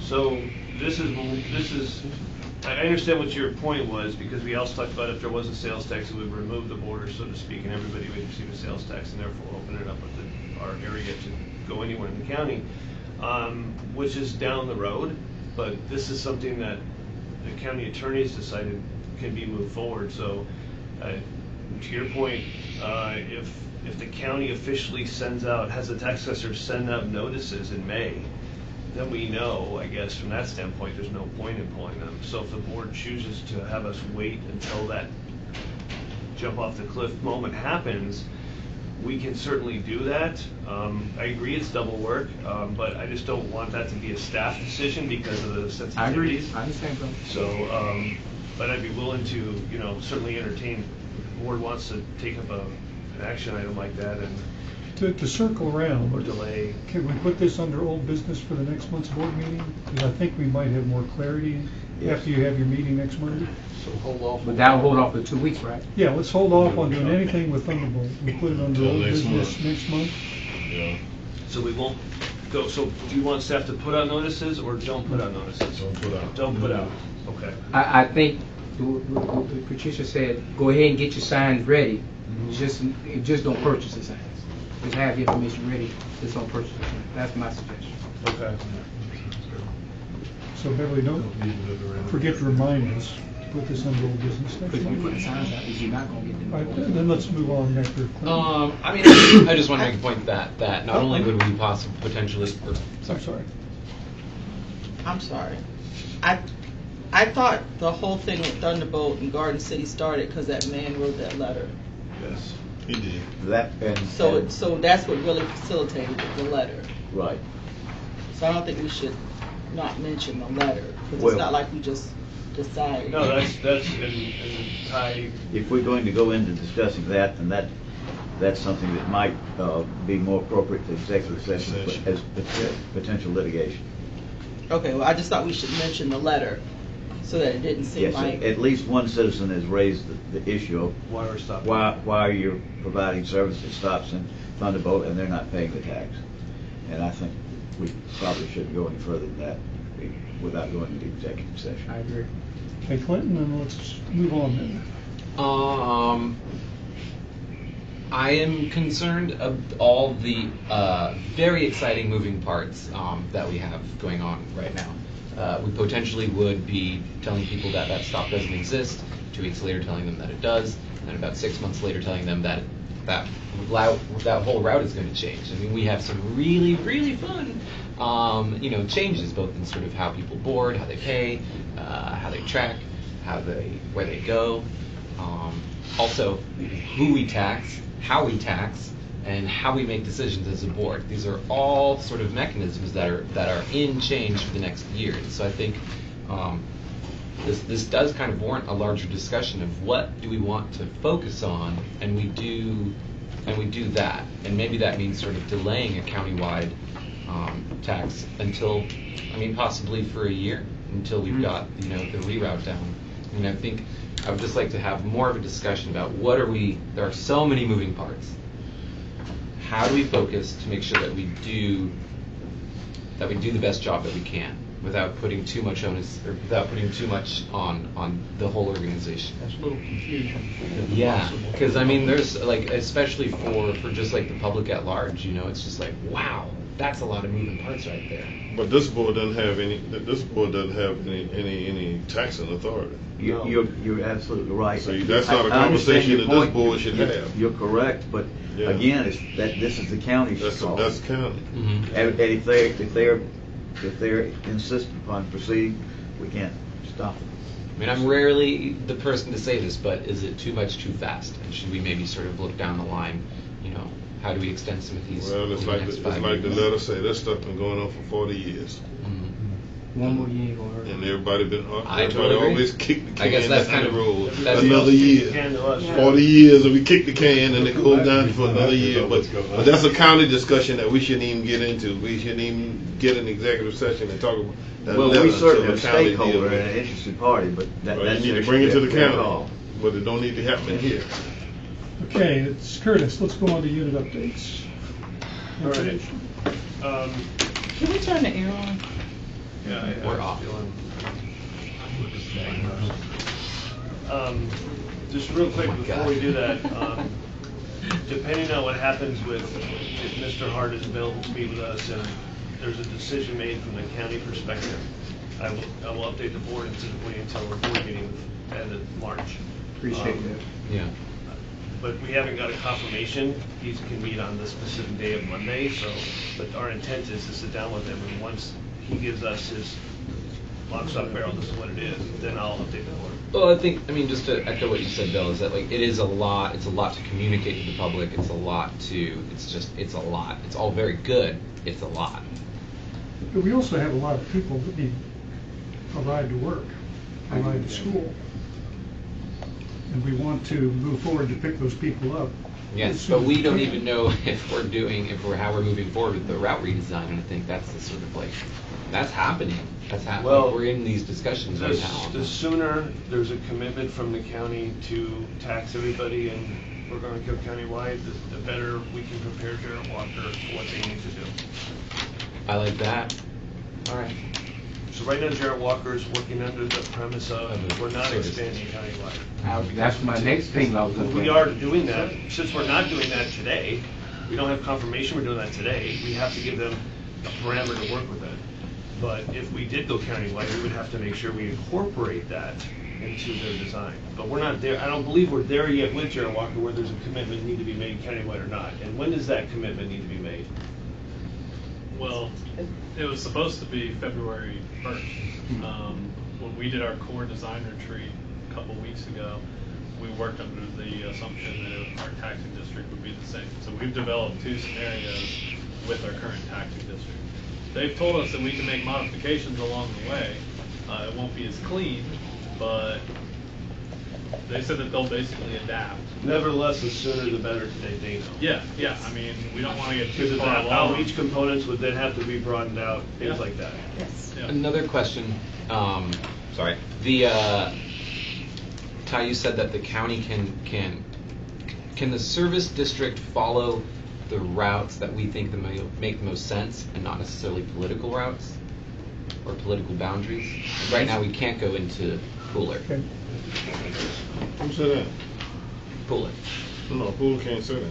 Well, that's what we're discussing now. So Well, that's why I tell you need to leave that alone because that doesn't belong Yeah, here. let's leave You're this. on the out. wrong page. That Discussion doesn't belong over here. Till you get done. But I with do that. think, I mean, like, these are things we need but to it don't figure out. belong over here. Not yet. Sure. The county's got to say Thank you. yes. Sure. The county says yes, then we react. Sure. Until the county, County say yes, you gonna get money, you gonna get money. But County it's say more no, you complicated gonna than get that. no. What do we do with that If money? they take it to court, then they take it to court. But again, I say those are conversations that we shouldn't even be having yet. He's already said they have made two scenarios, right? All right. So all we need to do is wait to see what the powers to be says because that's legislative stuff that's going on in Atlanta while it's going on in Chatham County, while it's going on in Washington, and you just don't know. And it always will be going on. And it always will be going on. So let's move on. Let's Can we move on. can we pull in the meeting and move forward, please? I'm trying. Thank you. The members are talking. I got you, I understand. Can we grab lunch and do Let's that? get through the unit update first. All right, so the service delivery packet is on your tablet.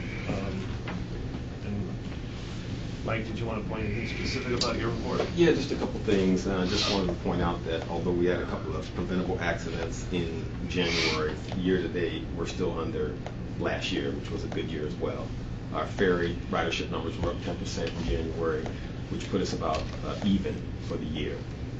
One other thing I wanted to point out, on paratransit, we were able to, based on comments by Commissioner Ellis in the last board meeting, we were able to make contact with Dr. Williams' office and share our scheduling procedures, and also she shared with us her procedures or lunch procedures. Apparently they close for lunch. So she also shared with us that she has a log that she keeps, which Commissioner Ellis had mentioned. I did ask her to share that with us so we can compare it with what we have, run a report to see if we're late on some of these issues that are on her log. She has yet to get back with me on that, but I just wanted to report that we did make contact there. I'll talk to her today. She didn't give you that log? No, sir. I'll talk to her today. You going? I'll talk to her. How long ago did you talk to her about getting that log? Spoke to her twice, almost about a month ago, and then again a couple weeks ago. Third time hearing about it. If I knew about a month ago, I'd talk to her. Yeah, I don't know why you didn't call me, since I'm the one who initiated the whole thing. Call me. I initiated her making up the log. And She lived down the street from you. And the log was for the purpose of letting you know what was going on from their standpoint. All right. So you touch base. So I just wanted to share that with you. Appreciate I'll it. answer any other questions you have. It shouldn't have been a month old, but she got it. I saw it. Thank you, Mike. System development is in your packet in your tablet. Patricia, do you want to highlight anything specific? Yes, wanted to share with you that our Choices survey closed on the 24th, and we received over 600 completed surveys. So our consulting team, they're basically going through the data, and they will publish a report for us in the coming weeks, and so we will make sure that we get that report to you all, and we'll also plan to post it on the website. But we are very pleased that we heard from that many people here in Chatham County participating in our Choices survey. We are also looking at moving into phase 2 of the project, where there will be more intense community outreach. Those of you who attended the debriefing regarding the at the core retreat probably heard some of this. But we're looking at the week of April 8th for the second steering committee. More than likely that will be on April 9th. We're trying to still locate a venue for that. And then we'll also do another, we hope, bigger public community meeting. And in addition to that bigger community meeting to talk about the 2 concepts that we came up with during the core retreat, we'll also have a number of community meetings around town. We're calling those pop-up meetings, and some of you have given us suggestions for where to have some of those or events to kind of piggyback on. So April is going to be an extremely busy month for us. Next month, March, planning for April activities. But if you would mark your calendars that week of April 8th, more than likely there will be a steering committee that probably will only last 2 to 2.5 hours this time around, so that we can share those concepts with you all on the steering committee. And then we'll have a community kickoff meeting. Not Thursday. Not a Thursday. We're probably going to look at a Tuesday or a Wednesday. Do you know what time? No. The steering committee meeting probably will be that morning, though, like it was before, you know. In the morning. Yeah, so we're looking at that. And then, let's see, you heard about the core design retreat. Wanted to mention too, it's in your packet, but Grant and his team spent a lot of time with our bus operators to kind of get their input regarding our current system in this project. And they received over 100 comments during a three-day period. So just wanted to make sure that you were aware that we're doing our best to keep employees engaged in this process along the way. And that's all I have. Okay, the financial update is on your tablet. Terry, anything specific you would like to point out? Basically, month to date and year to date, our numbers are staying on trend and are better than budget. Any other questions for Michael, Terry, or Tricia? I just want to ask a question, a clarification question. Originally, you wanted the Thunderbolt to be on old business next month, but is the new direction that we're just going to hold off completely? I just want to clarify, need clarification. What the Yes. board wants. I think we've I decided thought we were holding not- off the next Just month. holding off. We're not going to put up Right, signs. Next month. No, we're just going to put it on old business on the agenda and discuss it again? 10-4. Yes. Okay. Because hopefully you'll have some better indication for what the county's thinking. If it looks like the county's thinking of moving ahead, then that's one decision. If it's not, then we have to come out. Dietrich? I just want to pose a question. Did we ever get that paperwork to Garden City referring to extending the bus route from that last meeting we had? I wasn't there, so. I wasn't there. So I've explained to the city manager in Garden City what the next move is, and basically they have to request a letter to the county to be included in our taxing district before the mailers go out, I guess, on May 1st. So we did in that meeting talk about some general areas that need service in Garden City. We have drafted a couple scenarios for new service, but that new service likely wouldn't be rolled out on July 1st. Step one would be to basically install more bus stops on Highway 21, since we passed through that area already. And then phase two would be to roll out a new route to Garden City down to their town center. How it gets to that town center, we need some community input. So that's kind of where we are. Did you mention there was a survey or something that was going to be done by Garden City? Yeah, we're going to work on a survey. If Garden City wants to be included in our service district, we're going to work on a survey. That would be in phase two, getting the outreach to determine what the routing is to get to their town center on Dean Forest. So where are we at with the draft?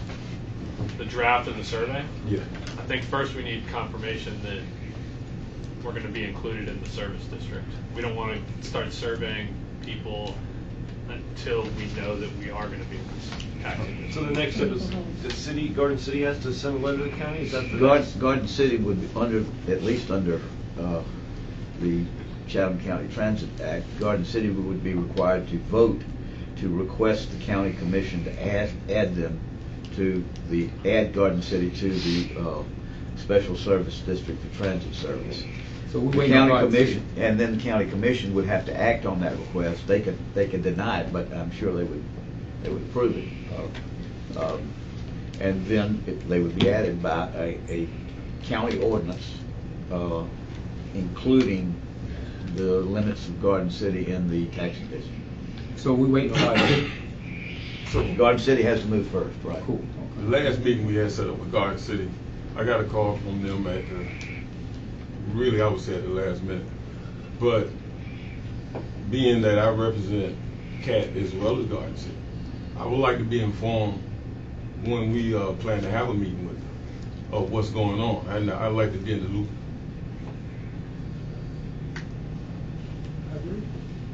You mean in future meetings you want to? Yeah, absolutely. Yes. I don't know of any. Is there any plan? No, I mean, we're waiting on. So the meeting that you had with city manager, you and them, this was all we're talking here is that was all discussed in your meeting. Mm-hmm. Okay. So the meeting that needs to be held is Garden City Council. So we're not at a meeting approve a resolution to request the county to include them in the taxing district. So we're not doing anything to encourage Garden City to push this envelope. We just waiting on Garden City. Well, we met with them, as my understanding, Dietrich, you met with, and Grant was there, and it sounded like they wanted to be They are on board. They are on board, but and so they have to do a formal declaration to the county. It has to be formally done. So there has to be a vote, and then there has to be a letter, I guess, Ty? Yes. That goes to the county, so starts a formal process.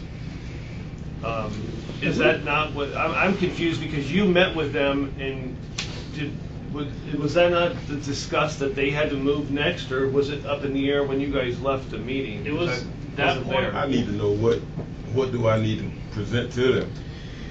You would, of course, you have a little bit of a conflict because you are part of both Garden City and CAT, but someone on Garden City Council needs to, at a meeting, a formal meeting of the Garden City Council or Town Council, needs to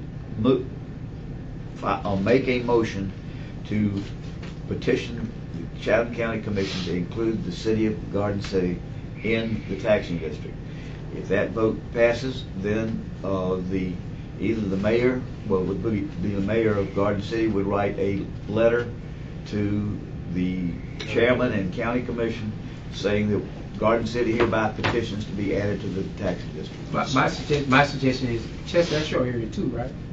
Why? It's not a conflict, even for him. Not really. Yeah, Right. because he's not on city council at Garden City. Oh, that's right, I'm sorry. So he's You're right. appointed by. That's right, So I'm sorry. you need to ask Don and those. You meet with them, and you set up a meeting. Now, don't set it up next week because we all be in Washington. We all be out of town. All right. But you need to set up a meeting with them so we can sit down and tell them what they need to do. See, what they really need to do is put on their agenda a resolution to have them included into, and then send the results of that election to the chairman, who would then give it to the county, and then they could tell the tax commissioner to put it on the thing. That's the easiest way. But you should be included. I'm sorry, I was thinking that. Yeah, no, but he's not. It's not a conflict for him because he's appointed. So he needs to take that information back to them. Right. So I'll go as his backup, Yeah. but he needs to take it there because he represents them here, and we're giving him instructions as to what he needs to tell them to do so that they can be in the roll up. Right. But you do have dual representation. And you got to get it done in as early as you can in March. Correct. Okay. Because they're meeting at the. I try what to find Monday? out. Every month. Huh? They meet like every month. Okay. Well, see. When's their official meeting? They have one of those Mondays is official. Yeah. But anyway, just talk to Don and get us a meeting. All right. After next week. Now, not next week, but after next week, and then they can put it on there because they can do it in any one of those meetings. See, and that's what they're looking for. They don't know what to do. Right. No. They didn't understand. They didn't understand that you was talking about sending Because we'll probably see Ron tomorrow at the MPO meeting. Yeah, we can talk to him too, but obviously, like you said, the surveys and doing all this stuff, that's Comes kind of afterwards. after the fact. But We just need that official letter to draft it. Yeah. To the commission. The resolution's got to be done. Okay, so we're coming up to old business, new business. So I'll go with the group. We can either break and have something to eat, or we can push forward and finish first. Well, I'm gonna grab me a plate because I think I'm a faint, Yeah, you go and grab a plate. and it's hot.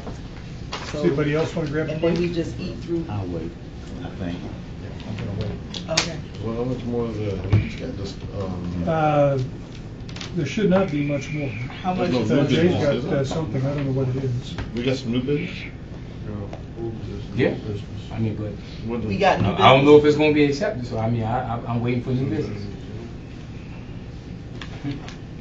Okay, So it let's may keep not be Dr. accepted. going. Yeah, but there's, Jay's got something under new business. I don't think. So what are we doing? Let's get some lunch. If you want a plate, get a plate. Actually, I'd just like to get into it. I'll break it up. I'm going to wait. I say we move on to old business number one. What's the status? Okay. So then let's move on then. I think everybody's here, but Tabitha and Mike. She coming. They're coming. Keep going. So the old business is a question of Jay's on where are we with the status of our RFPs that we've agreed to release. And I think, Curtis, you sent yesterday an email to everybody? yes, you asked me to send everything, or send an email to the board, and I didn't send it.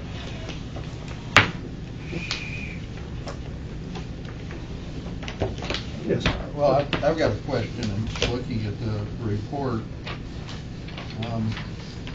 the number one item in this question kind of relates to maybe a couple of the others as well. The consulting services for the incentive model is something we've been talking about for a long time. That's the employee incentive issue we're talking about. I mean, the release was approved in January of 2018, and we're still doing the pending scope. Why is this taking so long? Yeah, I think that it's not just the incentive model, it's also the insurance brokerage thing. It's Well, the audit. yeah, there There's was several the audit services quite and late. insurance brokerage services. And, well, those are the three that were released over a year ago, and they're still just pending scope, so I'm just. So that's a good question for Curtis and Terry. You wanna- Sure. So the pending scope description is recent. I added that when I completed this report for the board last month. We didn't have anybody in the procurement manager's position until October, and they were trained by the FTA and NTI class in January. So they took the open list of approved board RFPs as a working list, but the pending scope piece is recent. Okay, so the reason that these were released so long ago and it's only now getting attention was just a staff? Zero staff to complete the work, yes, sir. Okay. Well, we had that paratransit crisis. I mean, obviously, several months. Right, so the procurement manager's position has been Right. vacant. And with that vacancy, his work and the compliance coordinator, another professional position in my department, with those two vacancies, the work fell to my work. So, Okay, so those three, and then also the later ones, late last year, the mobile ticketing scope and the ITS RFP. Yep. All of those were just waiting on a trained staff member to do the. actually, the scope development is assigned to the department who's going to manage the project. So it's not just the procurement department that develops the scopes. So yes to your answer, we're waiting on the scope, but it's not just the procurement manager's role. Well, to now I'm develop getting that scope. confused because it sounded like you said that the staff shortage was in the procurement office, but the scope that you're looking for is coming from other departments. That's true. So the procurement manager oversees the process. They're trained by NTI and the FTA compliant procedures. There's an attachment to each RFP that is the scope of services to be purchased, and that piece of the RFP is staffed to the department whose materials or services the RFP is associated with. And that wasn't being worked on in the departments because there wasn't somebody in There procurement was no way to telling move them- forward with the RFP. So- Yes, sir. That seems inefficient.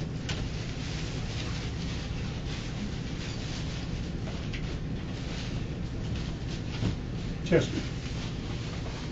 The question I have concerns 8 and 9, the marketing service, general and the marketing service printing, and we have those pending approval and open. Am I correct, what I'm reading? So the schedule was done last month for last month's board meeting. The one that's noted as open has been awarded at the January board meeting, and then we'll bring the second one to the board next month after close and evaluation of the proposals. So But we it's awarded, operating? we awarded number 8, and number 9 will come to the board. So now next who's month. the pending approval for? This Because the schedule- status on here says pending approval. This schedule was completed for last month's board meeting, and when the schedule was completed, this board had not approved number 8. So Okay. add to this list the action from last month's board meeting, which is the approval of number 8 and the approval to release a temporary labor RFP. And that gets you up to date on RFP activity. So they need to be flipped? And then we're voting on 9 next month? Yes. So they need to be flipped? Not hearing. Do we need to flip them? What do you mean flip? That the 8 is open and No. 9 is pending? No, I misspoke. Oh, okay. And that's what I'm asking, because No, I that's what I misspoke. caught. I misunderstood. And when you say operating, what do you mean? Operating funds will pay for the services outside of a capital project that's assisted by federal grant. That's funding. Yep, funding. Now, we just got these last night, right? I'll hold my questions, So I think they were prepared last month, but Curtis was absent and the board chair postponed the presentation. There was discussion and presentation in the executive committee meeting, and the decision was to email it to the board and allow discussion today. So they emailed it last night. they didn't No, do the it tonight. decision was to bring it to the board meeting. I'm sorry. That's okay. The decision was to bring it to the board meeting. I was directed by Howard to bring, I said, do you want us to just bring it to the board meeting? He said yes, and then yesterday evening, he said we should email it out, and then I did that. There was, I think, some mix-up on this. I expected to see this on our agenda when they mailed it out to us last Thursday. So when I went through and looked at it on Sunday, I couldn't find it. So I emailed Curtis and said, where's the RFP? And he thought he was just going to bring it. Well, that's what I was So told. then we decided to send it out to everybody last night. I But wouldn't it's not a mind. big list, so it doesn't seem like it's. I wouldn't mind it's- maybe sort of digging into it a little bit more, but I do feel like I just need a little bit more information on some of them. Not a lot. I think what would be kind of helpful is maybe on the bottom just a glossary of terms. Sort of like what is, these are kind of new terms for me. Probably I'm not going to speak for everybody else, but some of the stuff was a little confusing. But I understand it helps you. Understood, Yeah. because some of them were brought before the board with the board report to explain the nature before your Okay, yeah. tenure began. That makes sense. So we could probably gather the board reports where the board approved the release, and we could answer any detailed questions you have. That would be great. And also, we did just get it last night, so I don't feel totally. Well, and what might be included in those definitions and explanations is, where you're saying pending scope or in process or completed or open, what those mean. A little bit more explanation, and as well as the thing that Chester was asking about operating. Well, to specify that that's the funding mechanism for those things. Just a little bit more explanation. Some of that would be helpful. And you guys are picking up on that already because, for those of you that weren't at the executive committee meeting last week, they kept talking about DHS making a donation. And I could not for the life of me figure out why Homeland Security was making a donation. So I did notice that in the agenda you did spell out that it was human services. Yes, sir. I'm trying to remember no initials. You got to dumb this stuff down. And I thought it was human service, and then until he said Homeland Security, I changed my whole thought and went with Homeland Security on his behalf, trying to. And I'm happy to take the money wherever it comes from. Yeah. But I know I'm confusing from the beginning because I talk in initials and I think in fiscal year, not calendar year. So I'm working, Mr. Durrance, on improving that. Okay, well, I appreciate that. Okay, any other questions on this? I think no, I don't have a lot. I mean, I think he made the point that I really want to make, that we spell this out, give a little bit more information about where the I guess where it lies at and how this affects us or whatever case may be. My only quorum is I think this is something, especially those that are open, that needs to be ongoing until they're closed, meaning until we got some rectification, and then once we got it closed out as RFP, when we got the organization that accepts the RFP, then we need to make sure it's a closeout presentation made to the board so we can know which RFPs are open and which ones are closed. And my thing is, then I don't have to worry about the list of the ones that are already that are done. I don't need to worry about those because we already got those finished. I need to worry about those that have not been finished. Like, for instance, what brought up the mentality is the security one came back on the website a couple of months ago from 2016, before I was even a board member. And so, it wasn't brought to me. I just happened to go to the website and see the security one was brought back to the board. And so my thought is, we have security. And then when I found out that the security is also dealing with Greyhound bus or whatever the case may be, or some kind of situation, I was confused.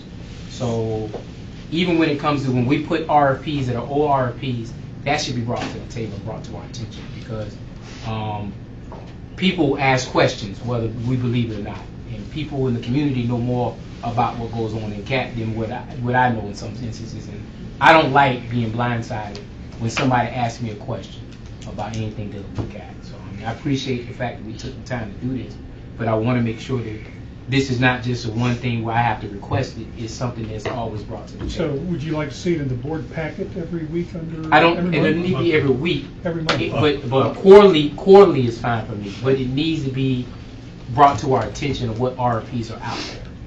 quarterly.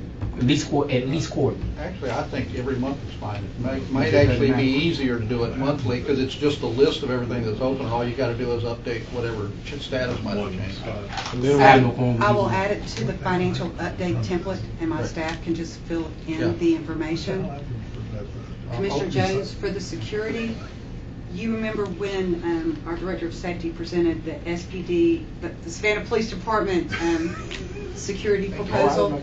Yes, so the initial feeling on that was that the police were going to completely replace the need for security, but as we worked with the city, we realized that we weren't going to be able to do that. So the security RFP was off and then back on when the Savannah Police Department couldn't meet the need completely. And my thing is, all I care about is letting me know that I shouldn't have to go to a website and see it. And it says 2016, so it means it looked like the perception was we went back to 2016 to pull it, because it says 2016. And I'm not, and it's schematics. What I'm saying, I'm saying when it happens like that, bring it back to us. The number says 2016, or it says something dealing with 2016. I saw somewhere. The number should be 2019, but the board approved the initial release in 2016. There's been several different board decisions on whether to move forward or not, change to police or not, and now we're at a situation where it's hybrid, and we've got to properly procure the contracted security services. Cool. So that means you need to update that. So if it's on the board, off the board, when it comes back on the board, you need to update it to whatever date it come, right? I understood the terms, why it had to be done. I understand that, but everybody doesn't understand that. And so my thought was, when I saw it, I understood why it was brought back, because it was something that was already voted on before. And all we did was just bring it back because of whatever happened. We can add a running paragraph that describes our Because I think there's a certain amount of out of sight, out of mind.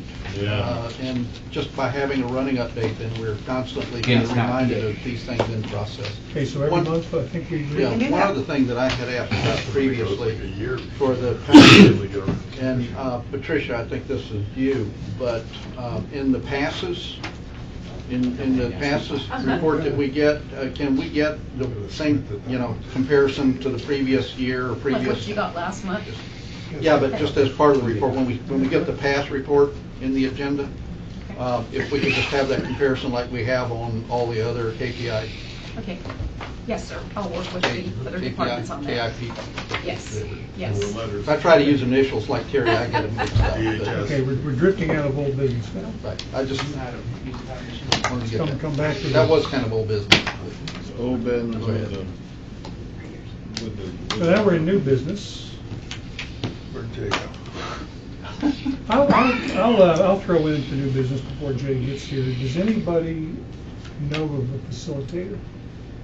Yes. What?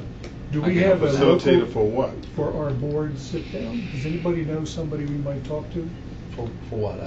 For a board sit down discussion. You mean a location? Board retreat? No, not a board retreat, but the workshop we're talking about with some of our interpersonal struggles. Oh, you mean a facilitator? Oh yeah, I know a licensed facilitator. There was at least one that has been used within human resources. That I don't know the name, but the name's out there that might be able to do that. Because if we could forward some to us, we could. Well, and Carl Vinson Institute of Government at Georgia provides, I don't know if there's a fee involved, but they do provide facilitators for things like that. Okay, so new business. I had mine. Jay, what do we got? I would like to go into an executive session. Once again, this is my second request, and it is in reference to just a conversation in reference to our CEO, and it's nothing negative or anything in reference to him, but I do not want to discuss it in public meeting unless I have to, if we're not going to be allowed to have it. No, I'm fine to go into executive session. I just wanted to make sure that when we went into executive session, we had the proper approval from Ty that this qualifies. Well, I requested it last month, so it's not on the agenda, not by far me, because of the chair. Well, looking at the agenda that we have in front of us, there being no new business, nothing listed under new business, to add something to the agenda as new business would require the standards motion to suspend the rules, which requires a 2/3 vote, followed by a motion to propose a special order of the day to address a specific action or purpose. But now you've added a new layer, or there is a new layer to it. You didn't add it. You mentioned it last month. The executive session, which is not on the agenda either. So putting those two together, what this would require is a motion to suspend the rules, to add new business for an executive session. That requires a 2/3 vote, and there's no debate. And then that would be followed by a motion to go into executive session to discuss something that's eligible for executive session discussion, and that would require a 2/3 vote, no debate. I motion to go to executive session. And suspend the rules. Suspend the rules. Suspend the rules And first. suspend the rules. Okay, then all in favor, raise your hands. Did we get a second? We got a second.